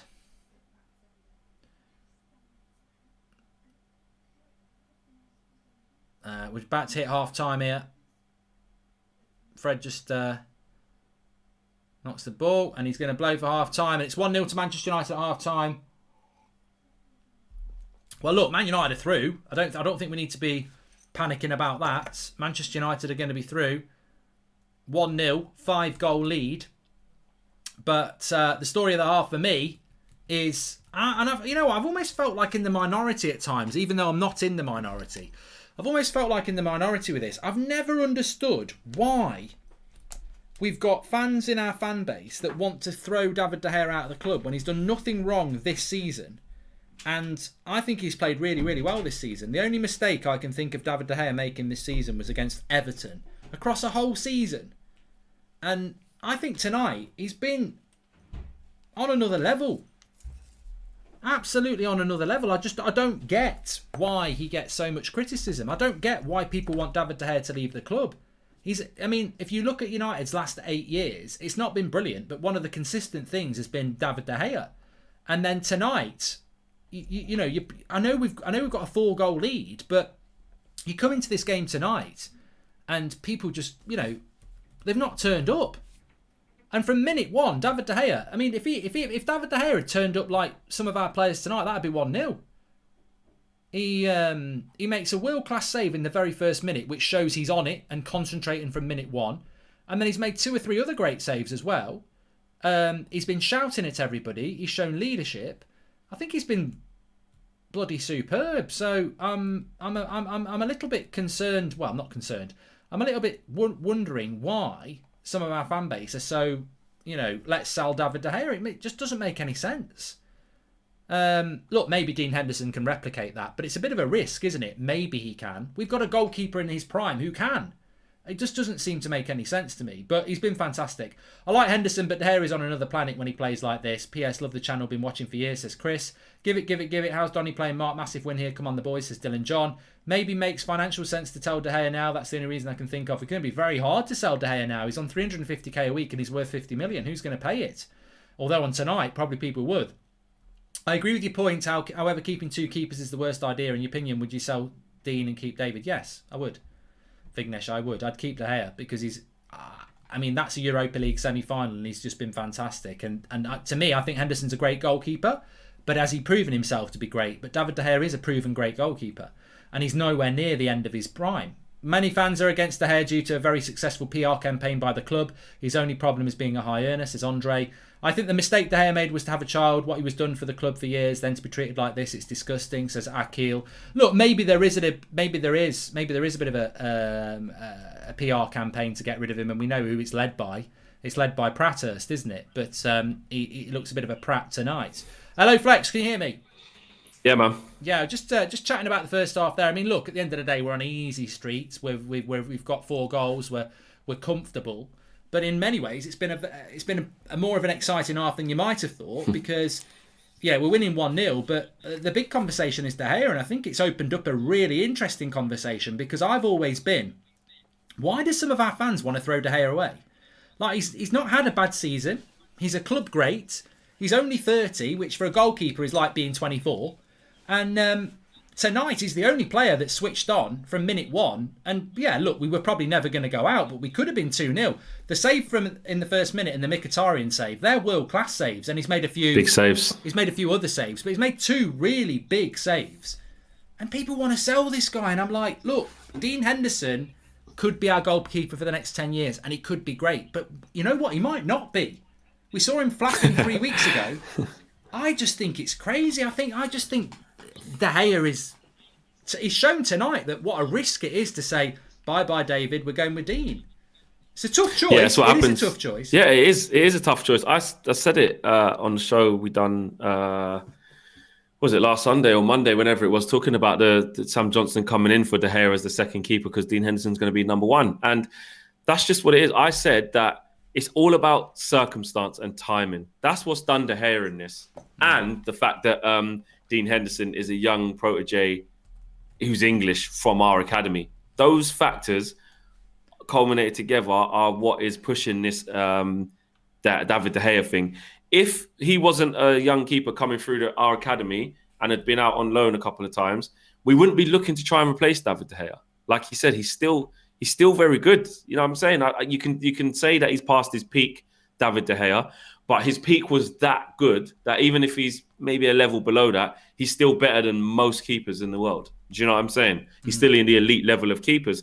And saves like he made today remind you why he still has that. I just think it's the timing situation, and then the money that they invested into Dean Henderson, but then again, they've also invested heavily into David De Gea, making him the most expensive player at the club. So the club are really kind of saying, look, we don't want to risk. They're making their bet. They're making their bed and they're lining it. They're saying that we don't want to risk Dean Henderson going to a Premier League rival, whoever it may be, and doing really well for them. And Dean's knocking down the door saying, I'm off if you don't make me number one. That's what I think. And they're just don't want to, the longevity and the money that's inside that, they just don't want to let it go. So they'd rather let David De Gea go. I don't get it. Like I keep saying, I've not seen Dean Henderson prove it is. He hasn't proved he's better than David De Gea. We have to take a risk, which realistically, when we've got David De Gea there... I think we mismanaged it last year. I said it at the time. I said, do not go into this season with two goalkeepers. I like them both. But it was always going to end up like this. You're going to have to make a big decision. And also, I think it's almost an impossible position. Because if we go into next season with Henderson our number one, and then Chelsea and Man City have a good season, and then Henderson makes a couple of saves that you think he should make and he doesn't, people are going to go, why did we let fucking De Gea go? Or the other way round. So I think it creates a problem. But I think tonight he's been bloody world class, and what a horrible position to be in. I really like Henderson, but everyone knows I prefer De Gea, and that's because I'm loyal. I do like Henderson as well, but I prefer De Gea. I always will, and in time I will like Henderson as well. But what a horrible decision to make, and I think he's probably had his best game of the season tonight in a game where actually in a game it doesn't really mean much. Yeah, well, exactly. You know what, you say that it doesn't matter, but realistically, I know Cavani had a couple of chances he should have scored before that one, but imagine it's 2-0 to Roma before Cavani scores. You're suddenly going, oh, you know what? It's on. So those saves by De Gea, whilst they don't matter now, at the time, especially in the first minute, they're underrated saves. They really did matter in that first minute. And I think he's been fantastic. And I certainly think he better play in the final after tonight, because... he will play in the final, 100. He will 100%. And it'll probably be his swan song, and he deserves it. Yeah, but also the interesting thing about this is you remember when people were saying, like, obviously it's disrespectful to David De Gea because he's lost his number one position, so he has to play in the Europa League now. But actually, for the running of games and the importance, 100%, because the league looks like it's taking care of itself, at least for top four. You can argue the second, third, whatever you want to call it, but for top four, it looks, sort of, it should be sorted. But to see... He'll probably play next week though, won't he? Because with 3 games in 4 days, he'll probably change. Yeah. He'll change the goalkeeper for one of those, I would think. Yeah. Might play in the Liverpool one maybe. Exactly, or the Tuesday one. Yeah, exactly. Because Dean Henderson will definitely come back in for the next game, and the next game's a couple of days after. So maybe you play in the middle game and make Dean Henderson play on Thursday against Liverpool. Big game as well. Liverpool home. They want Henderson to be the number one. They probably want him to experience that game. To be fair, yeah, I think it probably will be De Gea's swan song, playing in the Europa League final, which is good. But I just think the timing's killed him. And also, people do still come with this debate as well, Mark, that actually behind the scenes, and we could be wrong, that De Gea is actually saying, you know what? Again, time is actually working for me because, you know what? Mrs. has had a kid. They're over there in Spain. You know what? All right, cool. You know what I mean? But the thing about De Gea is... Before we move on, the thing about De Gea is that he's not even 2 years into a 5-year deal where we paid him 350k a week. Who's going to buy him? And well, that's it. And pay him the wages. It's all right sending Sanchez on loan because he's a load of shit on 350k a week, but sending De Gea on loan next year and paying most of his wages, what will happen? That don't sit right with me, because this ain't Sanchez. This is David De Gea, so you can't send him on loan. If David De Gea goes to PSG, might go on loan to Rome. If he goes on loan, I'm losing it. If he goes for 50 million to PSG, I'll go, look, fair play, we've got some money. I don't agree with it, but we've got some money. We've got to get money. But you've got to get money. You can't send him out on loan. He's too good to go on loan. No. And David De Gea's got to take a pay cut. He's got to take a pay cut to leave. Well, and why should he? Who's going? Exactly, and why should he? So, excuse me, this is where David De Gea plays a big part in this. And I know we're not really talking about the game, but it is an important subject because he's played so well. But if he decides to play hardball on this, and say, I'll stay and fight for my place, I don't really mind. I'm on 375. I'll stay another year, run it down a bit, and then I'll go next year. He's entitled to say that. But it's whether David De Gea will be happy actually sitting on the bench. And I just think he would probably want better for himself. Be a hard situation. And he deserves to manage. better. Reflection says a half decent season at Sheffield United. De Gea's been doing it for years. Even at Atletico, he was like a Mbappe of keepers, which is why Sir Alex bought him. Always my number one. Right, I'm just going to quickly pop for a toilet break, but we didn't even ask you, Flex. What was your thought on that half? It was a team that we were like, this is our best 11 apart from Rashford. What did it go well? Did it go wrong? What do you think? What do you do in the second half? I think for the early parts of the game, they played like a team who were kind of taking it as not very seriously because they're 6-2 up. They look like that. And that's what I said. Remember when I said just before the game started, I said that this could be a more difficult game because Roma have nothing to lose. They have to go for it. They have to try and win 4-0. So you're just going to throw the kitchen sink at it. And sometimes that actually makes it a little bit more difficult and can kind of startle you a little bit. You've got to play your way into the game. So we made some early mistakes. And like we was just talking about there, David De Gea has been spot on. But after that, the chances we've had, we should have scored about 3 or 4 ourselves. I mean, I know Roma have looked dangerous, and apart from the David De Gea saves, yes, but a lot of their things have been offside as well that have looked a lot more dangerous than they are. But I think once we settled down, we played some great stuff. And at times in transition, Roma are just almost giving up in transition. It's almost like they're throwing everything forward. And then when we do win it, they're not exactly busting the gut to get back with so much to lose. So being so far behind, for me, we got to get the important players off. No disrespect, but I would get Bruno, Cavani, Pogba, and Luke Shaw all off at halftime. I would, and I'd bring on I'd need Ahmad, I'd need Telles, I'd need Matic or McTominay, and probably. Oh, up front's a bit of a weird one. I don't really want to play Marcus Rashford because I want to get Cavani off. But play a false 9. Put Donny in a false 9 or something. I don't know. I don't think he'll do that for the balance of it. But I just don't want anything bad to happen. We don't need any injuries happening at all. Just get them off. I don't see why we can't. If we have to play with a false 9, yeah, Wan-Bissaka for Tuanzebe. Yeah, 100%. We need to look after him. But there's no reason why Diallo shouldn't be coming on at half-time. He needs to come on now. There's no reason why he shouldn't be.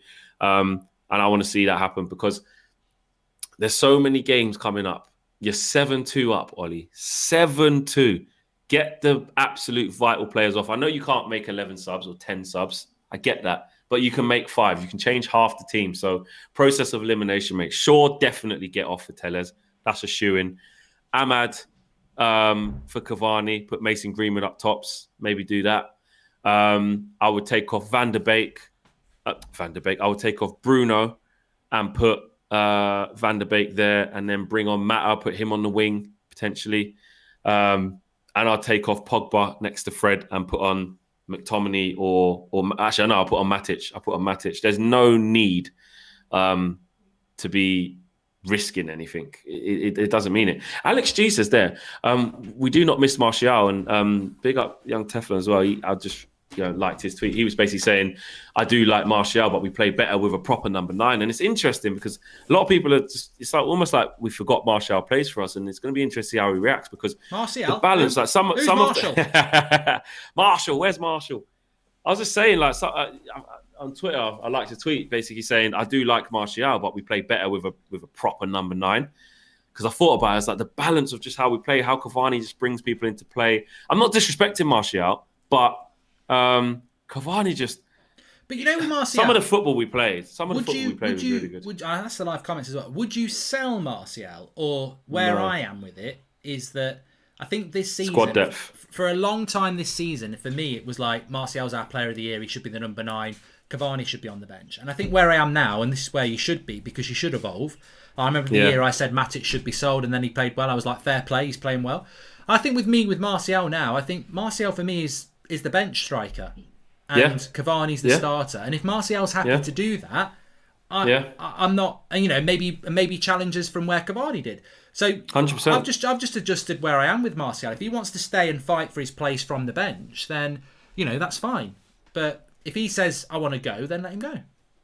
Yeah, that's exactly it. Martial needs to know there's no throwing your toys out the pram or whatever. You need to know that Cavani's levels. Yeah. It's as simple as that. Cavani is levels. I'm sorry, you have to say it as it is. Martial ain't got nothing on Cavani as an out-and-out striker.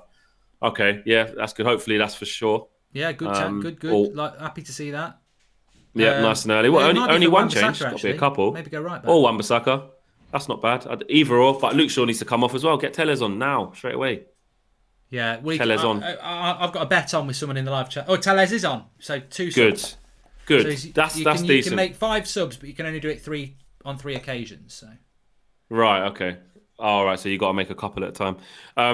Yeah, that's fine. I would have put on Diallo though. I would have put Diallo straight in. But that's fine. And then 60th minute, let's get Bruno off. Let's get Pogba off. Let's get Cavani off. Done. All right, mate. Well, we'll see you on the fan forum. Yes. Cool. See you then. You'd be celebrating. Get your whiskey out. I've got it out already. I might not even make it to the fan forum. You got to have a drink. We probably won't win the final. Celebrate this. Yeah. What are we doing? Watch along. We're not on a semi. We've got a full on. Yeah, we have. We have right now. What are we doing? Are you turning over? Watch along? Are we doing a watch along for the Arsenal game now? Yeah, I've got the Arsenal game on. 7-2 up. Yeah. Oh, mate, I'm just desperate for Villareal to score, but I just think I've been watching that. I just think Arsenal will get the Had goal. An eye on it. Yeah, they haven't been great. Aubameyang hit the post, but Villareal, their best player, went off in it. So I think they will. I tell you what, if they do get to the final as well, I don't think he's going to be in the final. So you start to think maybe Villareal would be the better option. Yeah, if they can hold on, but I don't think they're going to keep a clean sheet this half. I don't. All right, mate. We'll see you on the fan forum, pal. All right, nice one. Catch you in a bit. Cool. Cheers to Flex for that. We are back on the screen. I have started the timers, don't worry. So yeah, I've got it's a free kick to Roma here. I have got the Arsenal game on as well. Maguire winning ahead. I think Maguire's been all right tonight. I know people don't necessarily like to say that, but I think Maguire has played well. How well he's played, I don't know, because Bay's been so poor. But another shot, another save for De Gea. I tell you what, I don't want to tempt fate, but I don't think De Gea is going to let a goal in today. Here's Tellez coming forward. Go on, lad. Go on. Do it yourself. Nice ball into Cavani. Oh, unlucky. Edge of the box. We missed Lindelof. To be honest, I think Phil Jones might have done a better job than Eric Bailly tonight. He's not been great. He's not been great.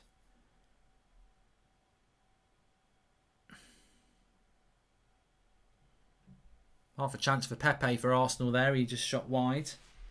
Give it to Eric Cavani. Yeah, it'd be nice for Tellez to get some game time because I think Tellez will be... you'd expect Tellez to play in one of the Premier League games as well. Remember, on Sunday we're playing Villa, on Tuesday we're playing Leicester, and on Thursday we're playing Liverpool. So he's going to have to... He can't play Luke Shaw in all 3 games. So getting Brandon Williams on, getting Tellez on, really good idea. I mean, arguably, can Maguire play in 3 games in 4 days? He'll probably say, I can, but I wouldn't do it. I think it's dangerous.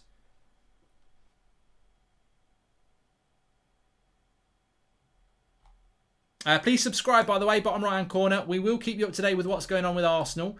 I'm predicting Arsenal to come through with a win, but we can dream.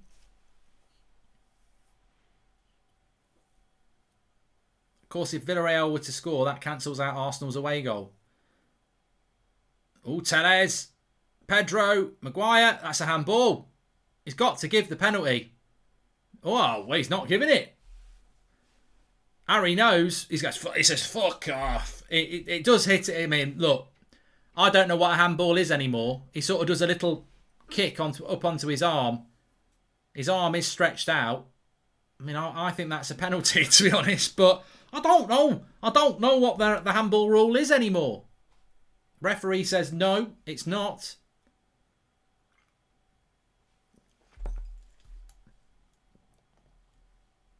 And it won't be.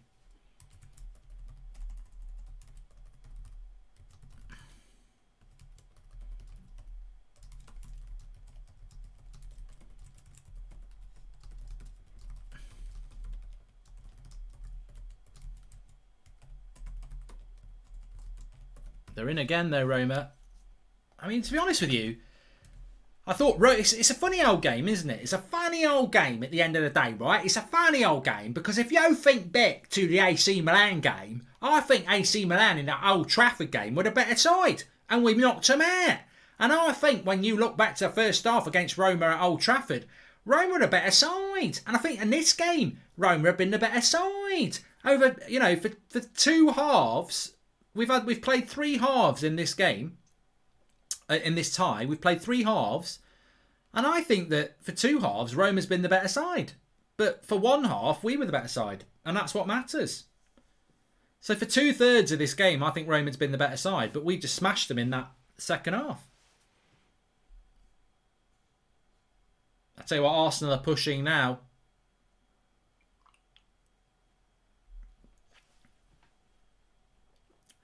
Give it to Eric Cavani. Pass him the ball and let him score all the goals. Give it to Eric Cavani. Good head away by Brandon. It's the final countdown. I tell you what, I must just correct myself. I do this all the time. I said we've got John Bon Jovi to sing the final countdown. It's not the final countdown by Bon Jovi. It's a very common mistake if you don't know your 80s metal rock, pop rock. But it's not Bon Jovi who sing the final countdown. It's Bon Jovi who sing Living on a Prayer. It's Europe who sing the final countdown. Oh,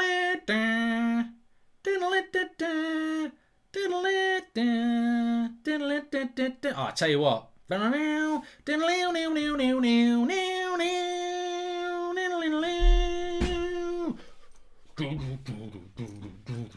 I love it. I love it. I love it. Absolutely love it. This is a true story as well. If you don't know that song, The Final Countdown, it's called It's the Final Countdown. And it's a great song because it's by Europe and we're playing in the Europa. So we could say it's by the Europa. But I used to play for a football team when I was 15. Shout out to Barnston Colts. And we came up with this idea. We were a really good side, but we just didn't start games well. So somebody came up with this idea of bringing a ghetto stereo, a stereo into the changing rooms. And we all voted for Europe to get us going before the game. So we played this song in the dressing room before we went out. And of course, the next room is like paper thin, and that's where the away team was. So we played this song. It's the final countdown. We were all really pumped up. Anyway, lo and behold, we're losing 3-0 with 5 minutes to go, and they have a corner, and then one of their midfielder goes, "Oh lads, it's the final countdown, 3-0." Our goalkeeper just chinned him and got sent off. And I tell you what, I thought, you know what, I don't really fancy the fine or the ban, but fair play. I applauded him off in my head. Oh, Pedro! Goal kick.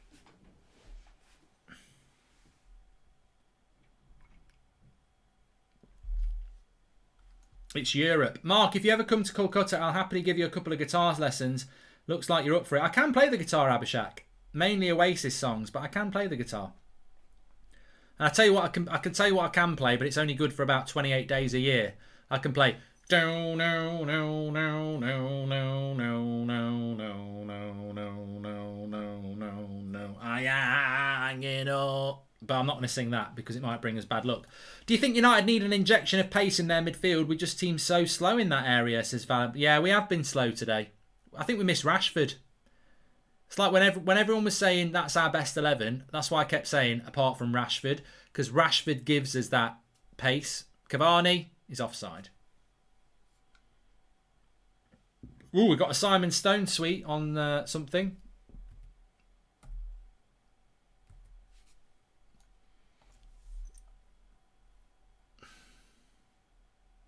Where?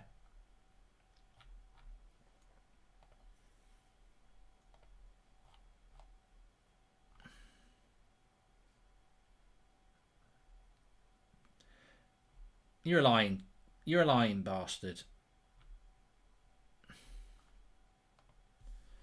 I hate it when people tell lies.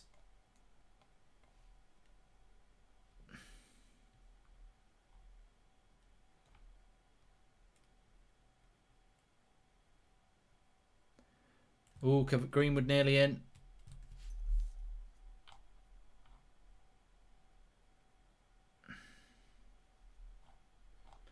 I think Final Countdown's a very good song, actually. Arsenal, I think, are going to get their goal. They look like they've got it coming. Thoughts on the Champions League final? Hopefully Chelsea will win it, but you know, that's not even a nice hope, is it? Please subscribe, by the way, bottom right-hand corner. You're all very welcome. 10 o'clock every morning, we have a news show. 8 o'clock, we have a show every night. Interactive and live. You're very welcome. Thanks, everyone, for tuning in as ever. And make sure you subscribe, bottom right-hand corner. And, yeah, I hope you're doing well on United stand picks if you're playing. Let us know how many points you've got. Lovely ball into Donny. Oh, terrible first touch. I got to be honest. Everyone moans about Donny not getting any game time, and the one game he starts, he brings nothing, says Jace. He's not been good tonight. He hasn't been good tonight. But he's not the only one who's not been good tonight. I don't think Pogba's played particularly well. I don't think Fred's played that well, although Fred did get the assist. I don't think Luke Shaw played well. I think Bruno's been good when we've got the ball to him, but I don't think Donny's played well, I must admit. Joshua Bowwater says, Simon Stone, it was an article about Van der Sar replacing Woodward. Muppeteers has tweeted about it, I think. I'll have a quick look about that.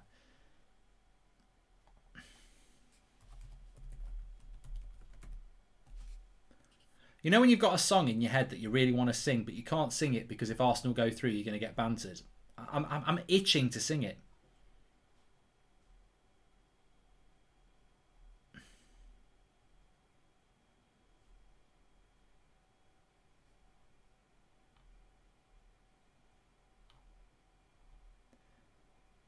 I still can't find this article about Simon Stone and Edwin van der Sar. Pedro, goal. Fucking shit. Absolutely shit defending here. I mean, what? De Gea can't save this. Dzeko, unmarked. Watch this back. Who's marking who again? Cross into the box. Look how tucked in Telles is. Telles tucked in. Nobody marking Dzeko. I tell you what, I know we're going through, but that's defensively shit by the back four. Telles tucked in again. Babysitting the centre-backs. Why is no centre-back marking Dzeko? Maguire leaves us in. Bailly, that's crap by the centre-backs. Watertight defence. That defence is wetter than a prostitute in a bloody swimming pool. Awful. Absolutely awful defending. And all night the defence hasn't been that good.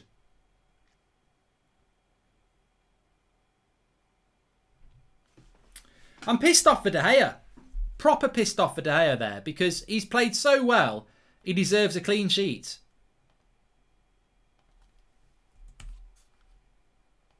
You do wonder how much about that. How much about that's. I don't know. It doesn't matter in the grand scheme of things, but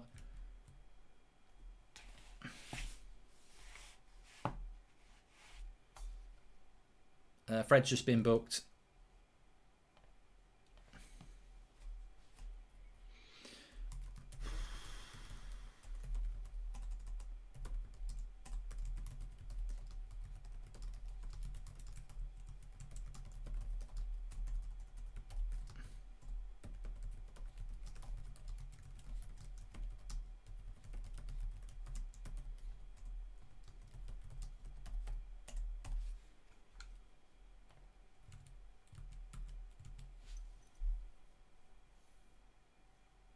I suppose at the end of the day, you know, you can't put a lot of blame onto Maguire because he is playing with three, you know, fullbacks, not the normal fullbacks and Bay, but I don't know what the fullbacks are doing there. They're tucked in all over the place. They only play with one striker, Roma, and neither of the centre-back mark him. It's just annoying. I just feel a bit annoyed for De Gea at the end of the day. Give it to Eddie Cavani. Pass him the ball and let him score all the goals. We're still going to the final. It's 3-7 or 7-3. Yeah, we've been shit defensively today. I think as a general team we've been shit defensively. Daniel, thanks for the member. Thank you very much.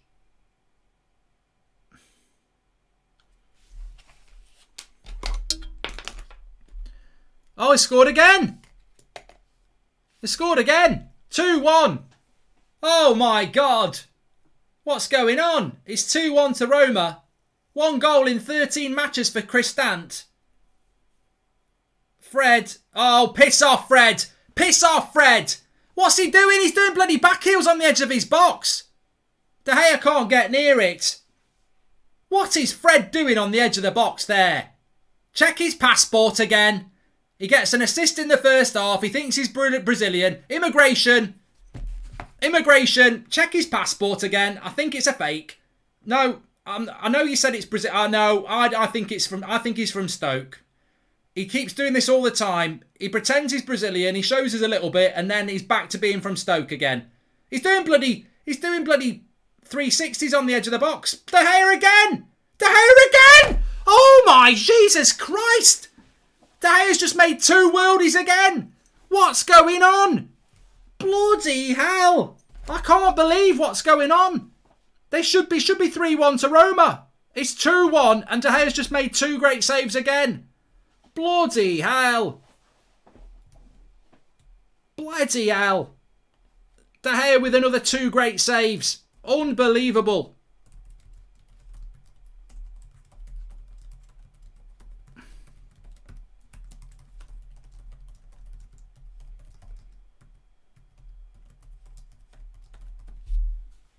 I tell you what, it's 2-1 to Roma if you didn't know, but De Gea's just made 2 fantastic double save. I mean, 3-1 would make it 7-5. I mean, there's still half an hour to go. Don't think this is over. Roma are dominating United here. I'd be furious if it was Ollie. I'm panicking, says H3. I'm going to lose my job. I'm panicking.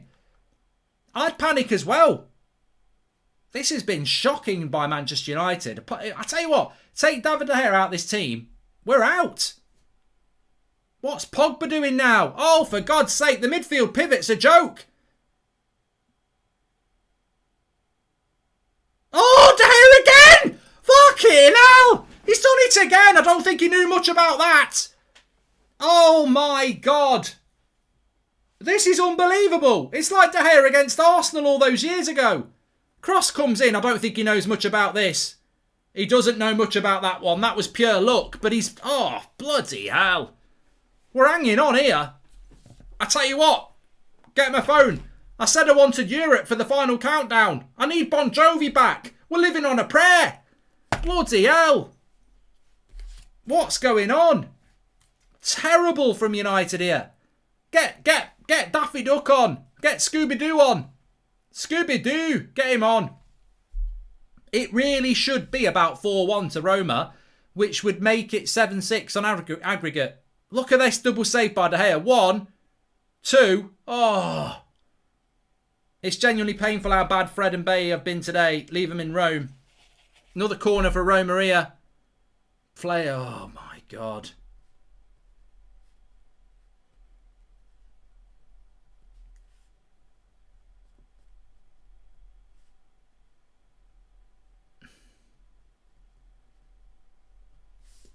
Bloody hell. It's... Oh. What are we doing, Mark? This really is shocking. Are we really doing this? Disgraceful, says Vignesh. De Gea giving flashbacks to the Arsenal game, says Usman. Spot on. Maybe this is why Ollie plays the same team over and over. Second string defence is poor, says Jay. I think De Gea is putting us through, says Vero.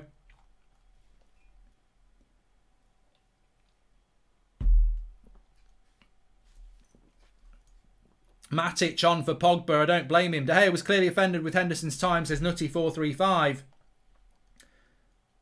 Matic on for Pogba. He needs to shore up that midfield. Rashford's coming on as well. Oh, he's only going to make 4 subs. He doesn't trust it. Cavani, little flick. I need another goal here.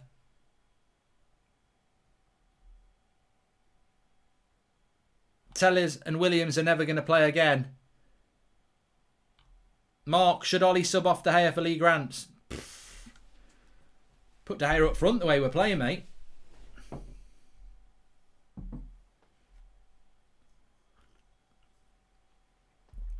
Bloody hell. Still, we've only had 20 minutes of this half as well. I mean, we're all right. They need 3 goals, Roma, but what worries me is that Roma should probably have another 2. They fancy it. Told you before, South Americans can't cut it at United, says David Page. I seem to think Cavani's South American, though, David. You know, he's doing all right.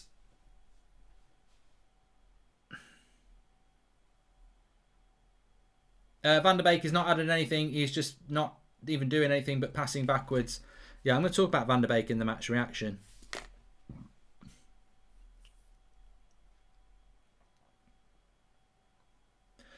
I mean, look, I'll write his name down as well.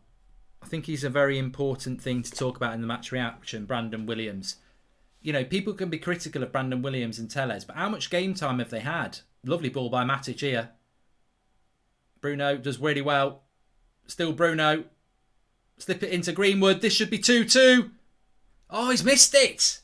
Oh, should have scored. Lovely play. I think Bruno's played well when we've given him the ball. This is not Pogba's best position. If it is, he should not get a renewed contract, says Rocking Toes. Lack of rotation is really showing our rustiness. I don't blame the players. Ollie must rotate so there's continuity and sharpness. I tell you what, Steve, I'm going to clap you for that. You're absolutely right. You're absolutely right. People saying players are shit. They've not been played enough. We're using the same 13, 14 players all the time. And then you chuck Brandon Williams in, or you chuck Telles in, or you chuck Van der Beek in, and people are like, this is why he doesn't pick them, because they're shit. But they don't play enough. And I'd also say, you can't say Van der Beek's shit, Williams is shit, Telles is shit, and pretend that Lindelof's not been shit, McTominay's not been shit, Fred's not been shit, but they play every week. So, you know, I don't think we've rotated enough. I think that's the problem. I agree with Steve. We don't control games like this. Lineup, it's not the lineup, it's the tactics. We won't last next season. Most games the other team play better than us. Well, we've nicked a lot of games this season, Leo. You're right. But look, there's 24 minutes to go. I think we should be okay. But I'll tell you what, if it wasn't for De Gea, I don't think we'd be okay.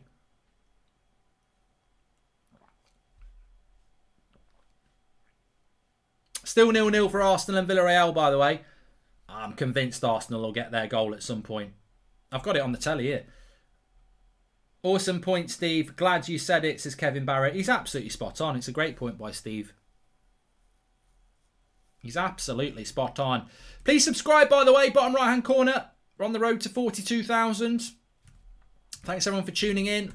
It's been a... Well, look, you know, at the end of the day, I wish we'd won it 3-0, but it's been more edge of the seat than I thought it was going to be. Donny's played 400 minutes all season, 4.5 games. How can people expect him to walk in and perform? More blame on the players that play every week.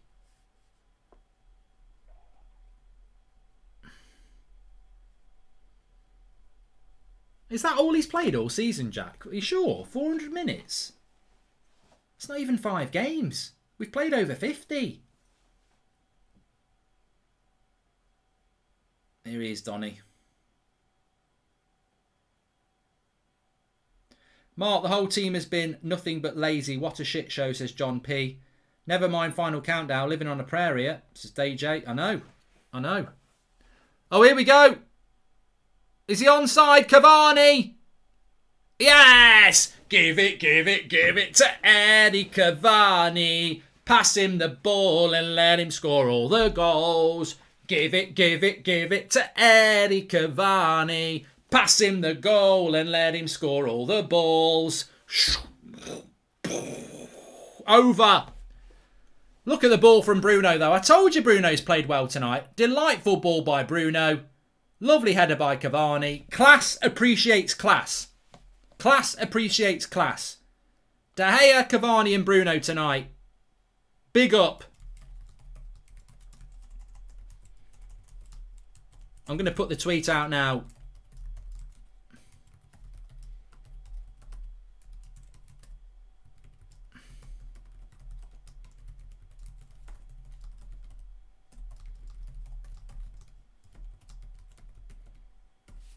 I've just said there, big up De Gea, Bruno and Cavani tonight. Class appreciates class, because without them we would have been screwed. I genuinely think it's just moments of class that have allowed us to get a result here tonight, because we haven't played well again. I mean, the amazing thing about this semi-final is that there's been 4 halves, and in 3 of the halves, Roma's been the better side.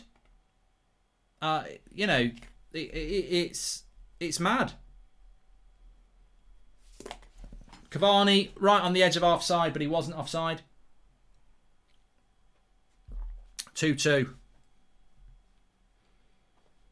Rashi's not on. No, not yet. He's not brought him on yet.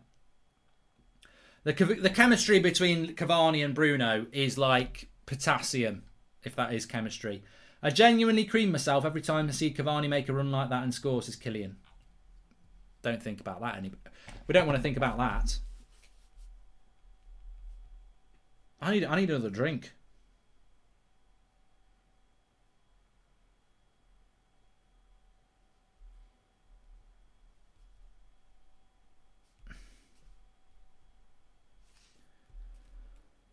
We're going to Poland in Gdansk.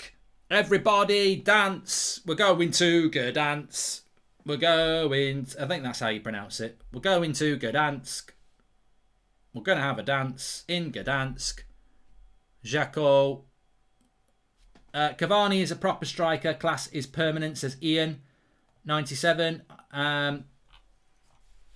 Still 0-0 with Arsenal and Villareal. We've just been very casual all through the game today, says Vinit. Yeah, I think apart from probably De Gea, Bruno and Cavani, everybody has been a bit below par. Oh, De Gea's man of the match. I mean, Cavani could hit a hat-trick. He still wouldn't be man of the match. I really hope our younger players are learning off Cavani's movements. It's really world class. The timing of the run just shows his experience, as Vignesh. Yeah, he's a runner. Mark, Arsenal, if we go through, do you think they have the beating of us, says James Green? The funny thing is, I think Arsenal have been bang average, but they'll probably still get through and then they'll turn up against us. Of course they will. But, go on then. Do you want some? Hey, Cavani! Look, daddy, who's the daddy? I love it. They try and start on him. Go on! Go on then! Come on then! Do you want some? Do you fucking want some? Do you want some? Yes. Yes. Yes.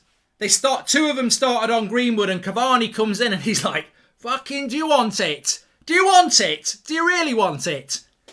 Oh, yeah, shove your yellow card up your arse. Piss off. Give it to Eric Cavani. Pass him the ball and let him score all the goals. I love it. I love that. Go on. Come on then. Let's have it. I'm glad he's staying now. I never rated Josh King. Go on, Eddie. Go on then. I love that though. Starting on a teenager and Cavani's in. He's in. I love all that. I love all that. I love all that. Mark, if Arsenal go through, do you think they have the beating us, James Green? I honestly can't remember headed goals by Manchester United before Cavani, says Jeff D. Cavani too good for the Europa League, says Danny Truran. Yeah, so if you didn't see it, a couple of players were getting in Greenwood's face and then Cavani just comes in and says, out the bloody way, I'll deal with this. I'll deal with this. Love it. 2-2. 7-8-4 on aggregate. Too many goals here. Roma doing a PSG, says Lewis Abbott. Is it the post? Mkhitaryan hits the post. I mean, you've got to look at Maguire here. Who's the daddy? Cavani's the daddy. I'm the daddy! Sean Dyche is the daddy. You're not the daddy. Cavani's the daddy, Sean. The only European adventure you go on is when you go on holiday to Mallorca. We're in bloody Rome. We're doing it for real.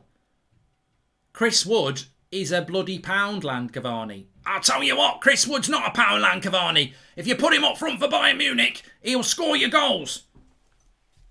Go and eat your gravel.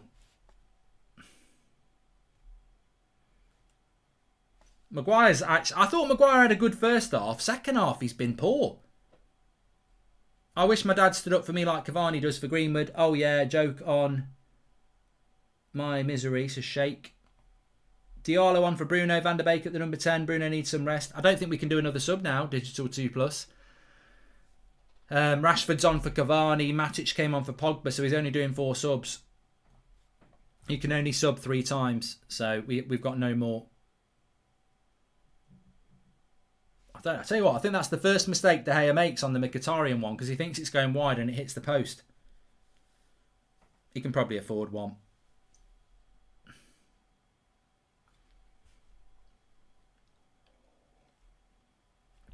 Bloody hell. I've lost my bet. Yeah, he'll be there. Don't worry, he'll tell me. Matthew Reed says, still an option for making another sub as we use some subs at half time. Who would you bring on? Oh, we can do another one, Matthew Reed. Okay, yeah, we might do 5 then. No hunger, no desire. Arteta out. Hazard laughing at the end of the match. Some players, they've gone all woke. So say, Zane, you're still going to win this. You're panicking too soon. I wouldn't be worried if I was an Arsenal fan. You'll be fine. You haven't lost this yet. I don't think it's over for you yet. De Gea punches it away.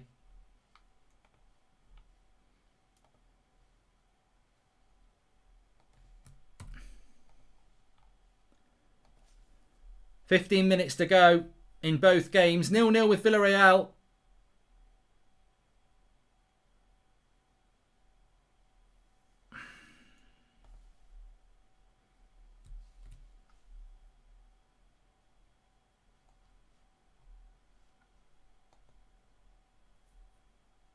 Jacko heads over the bar again. I mean, he's absolutely dominated it.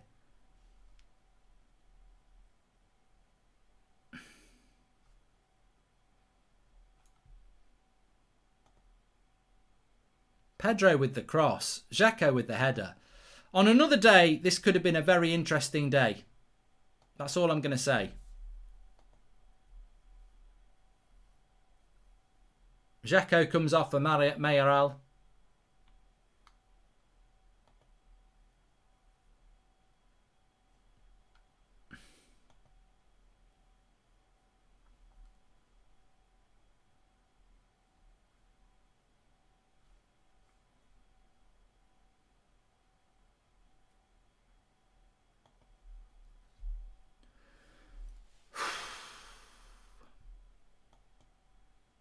I'm actually getting a bit nervous. I don't know why. I don't know why I feel so nervous. Why are you feeling so nervous, Mark? I don't know what's wrong with you. You're fine. We're going to be in the Europa League final. Is it 3 weeks last night? I think it's 3 weeks last night, isn't it? I don't know why I'm so nervous.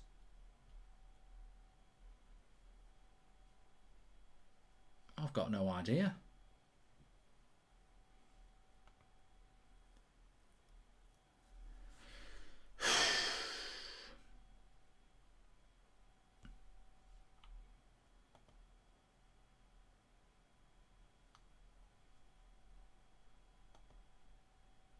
Still 0-0 with Arsenal and Villareal.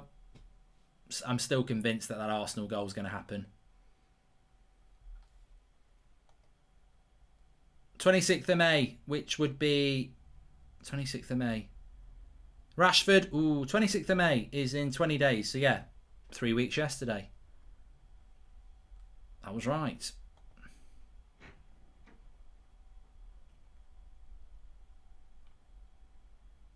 Links in the video description for player ratings, or you can go to unitedstand.com. Mark every player out of 10, 6 being the average. I think there's 2 contenders for man of the match tonight, but I think your player ratings in relation to everybody else will be quite interesting for the match reaction. Links in the video description for that. Mark every player out of 10, 6 being the average. So get on that.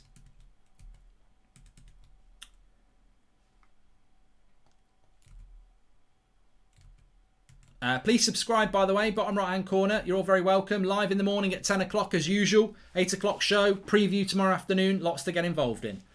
De Gea 10, Cavani 9, says Baron. Oh, man, I've not seen a performance from a goalkeeper, any goalkeeper this season like that. I think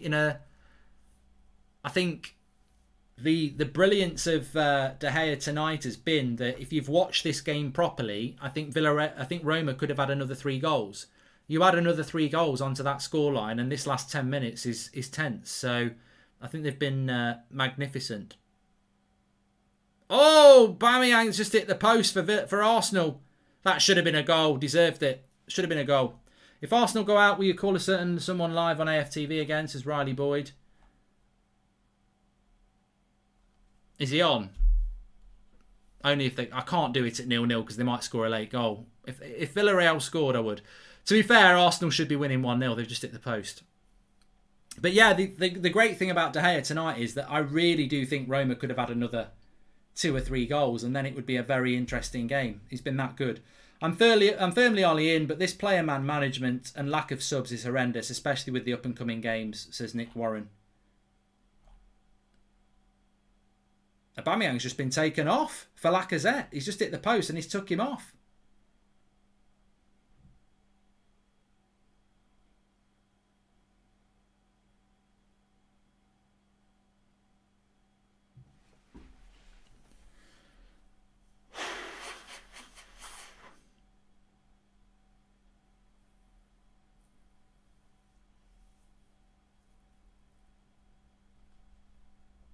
I'm convinced Arsenal will score in that one. But we've still got time here. 10 minutes to go. Player ratings, links in the video description, as I said.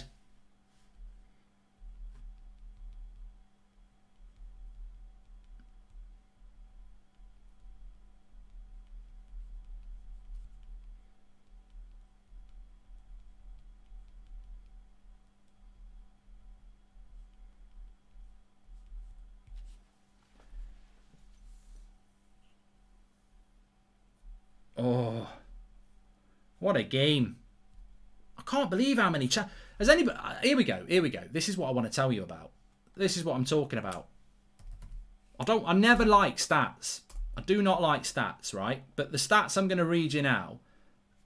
Hear me now. These stats are what I want to talk about, right? They've had 20 shots, 11 on target. Roma. We've had 10. 20, 11, 10, 4. So we've had 10 shots. They've had 20. They've had 11 on target. We've had 4. And it's 2-2. That is just unbelievable.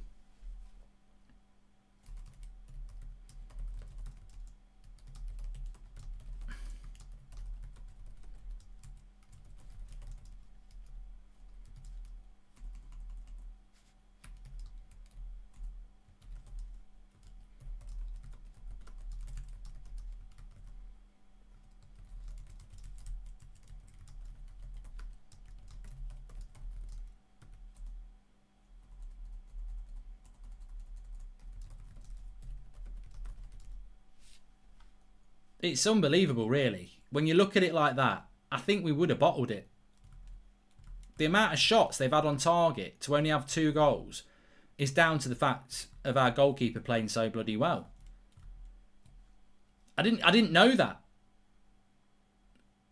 Donde says, come on United, best team in my eyes. DY out.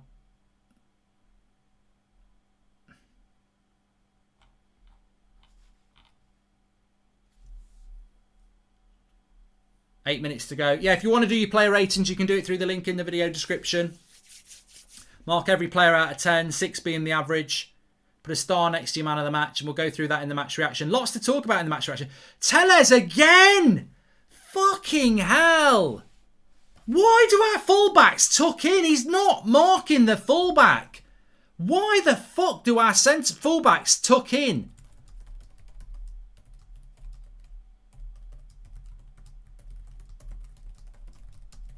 He's offside, surely.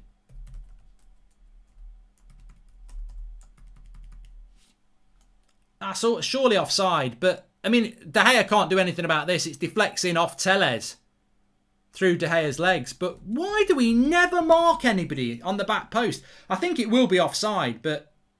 Yeah, I think it is offside. But it's a let-off. Bruno comes off. We made 5 subs. Swivel on it. We did make 5 subs. Mata comes on.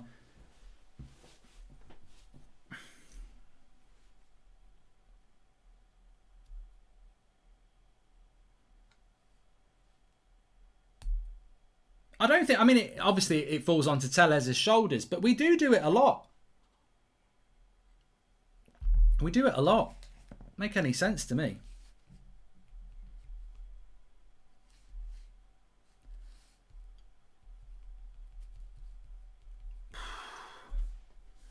So we still don't know who we're playing in the final. Arsenal have got a corner here. I mean, basically, score a goal and you're in the final, Arsenal. And I'm convinced they're going to do it. I've always said Arsenal will get to the final. I'm convinced that they'll do it. But still 0-0 in that one.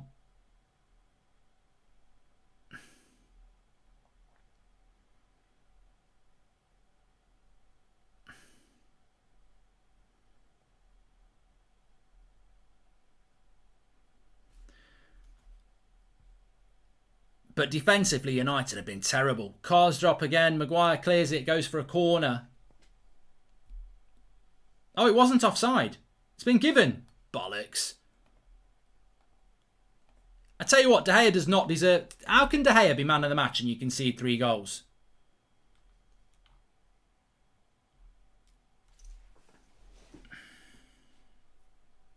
De Gea again with a save. Bloody hell. I mean, they're only 3 goals behind. They're only 3 goals behind, and De Gea's made about 5 world-class saves.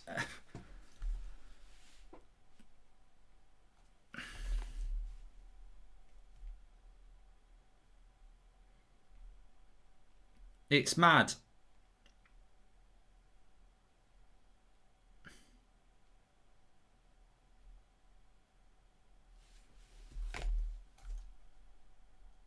Ollie needs to go. What the fuck is up with him? Says Mr. Oh, come on. Calm down. Danny Turan, thank you. Welcome to Members Club. Fucking hell. It's crazy. It's a crazy, crazy, crazy world. It's a crazy world.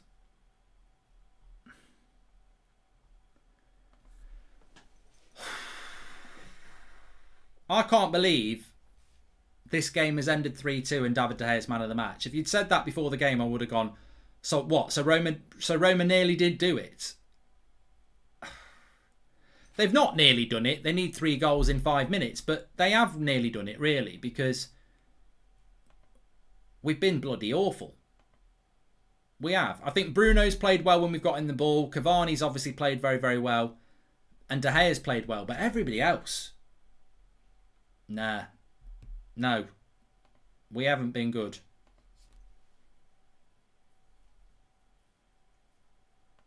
We haven't been good.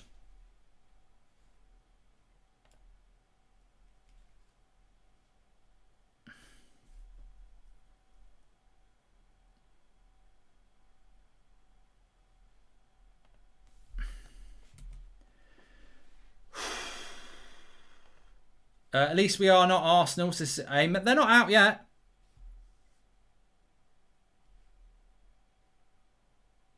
It's not over for Arsenal yet. Nice ball out to Rashford.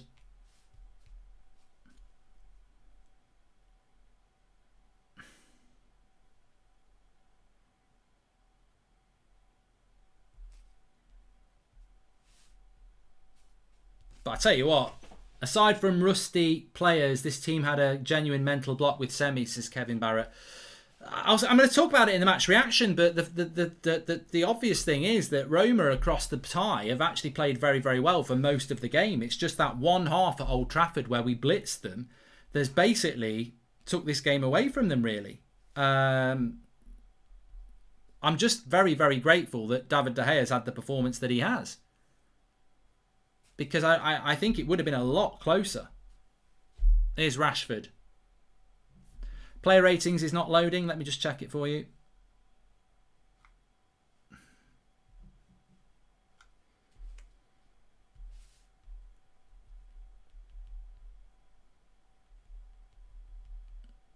Yeah, there is a problem. I'll get that sorted.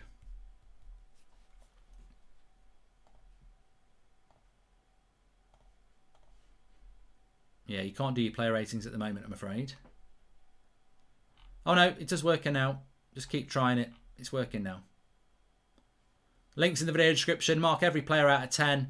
6 being the average. Star your man of the match and get your score in. Would you rather face Arsenal or Villareal in the final? I kind of prefer Arsenal, says Butterpants. I prefer Villareal. Rusgrun, Roma deserve to be level on aggregate and possibly even ahead. They've had so many chances. And aside from rusty players, We've had a genuine block. I think it will be Arsenal in the final, though. And I think Arsenal, from the chances they've had, probably do deserve to be in the final. But I always thought it would be an English final. And Bellerin nearly just scored then, but it's gone for a corner. I mean, Villareal could pass us off the park. I mean, I'd rather lose to Villareal than Arsenal. That's what I'm basically saying.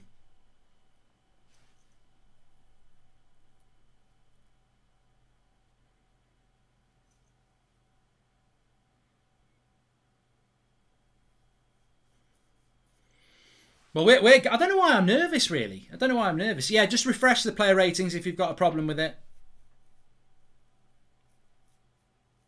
We'll go through that in the match reaction. And we'll also be talking about who we get in the final on that. 4 minutes added on for the United game.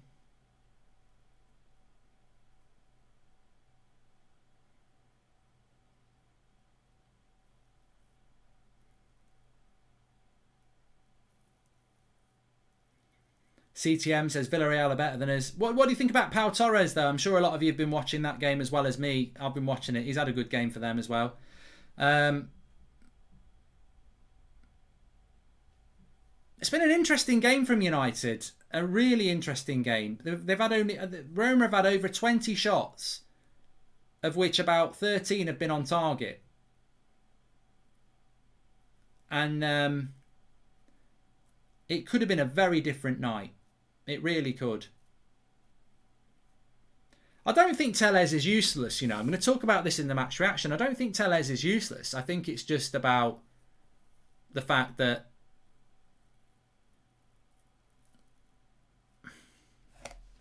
they're just not they're rusty. But I think across the two legs we probably have been a bit lucky, Can you shout out Farhan on his birthday? Watches all your videos, says Harry Maguire.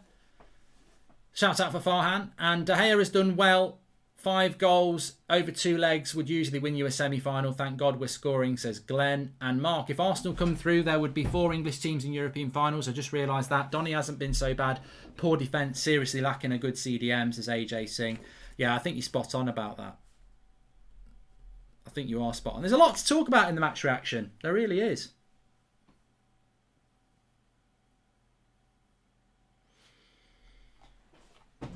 I'll tell you what, I'm desperate for a piss.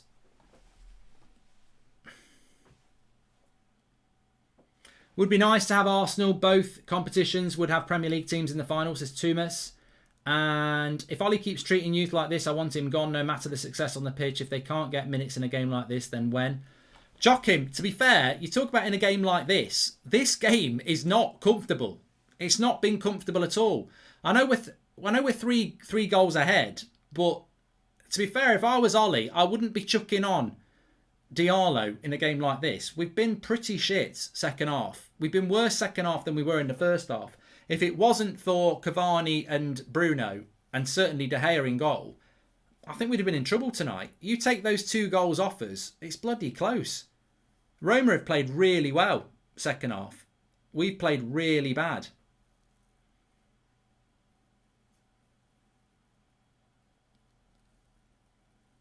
Our away record's about to go as well. Yeah.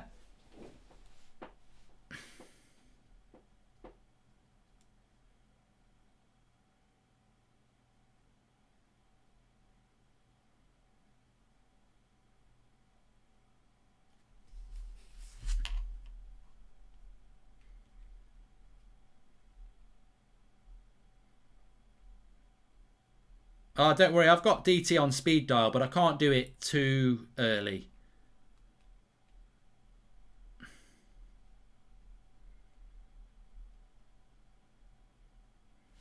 I've got the message ready.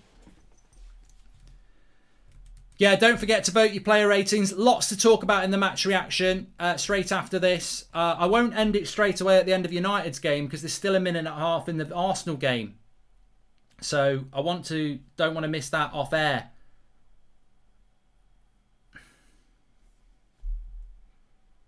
United are into the final.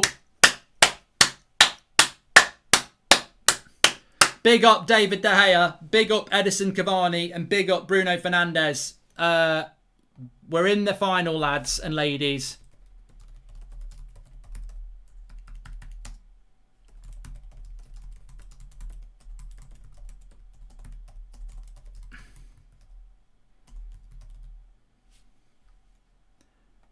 Not a great performance from Manchester United, but we are through. A great performance by Cavani. Superb performance by De Gea.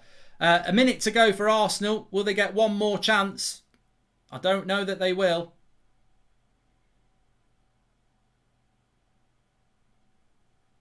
"30 seconds to go. Arsenal against Villareal. We don't know who we've got in the final yet. Maybe another attack here for Arsenal.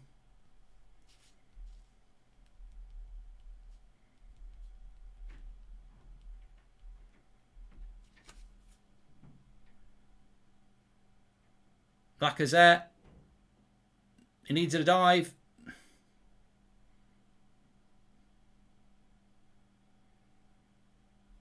I've just sent him the text.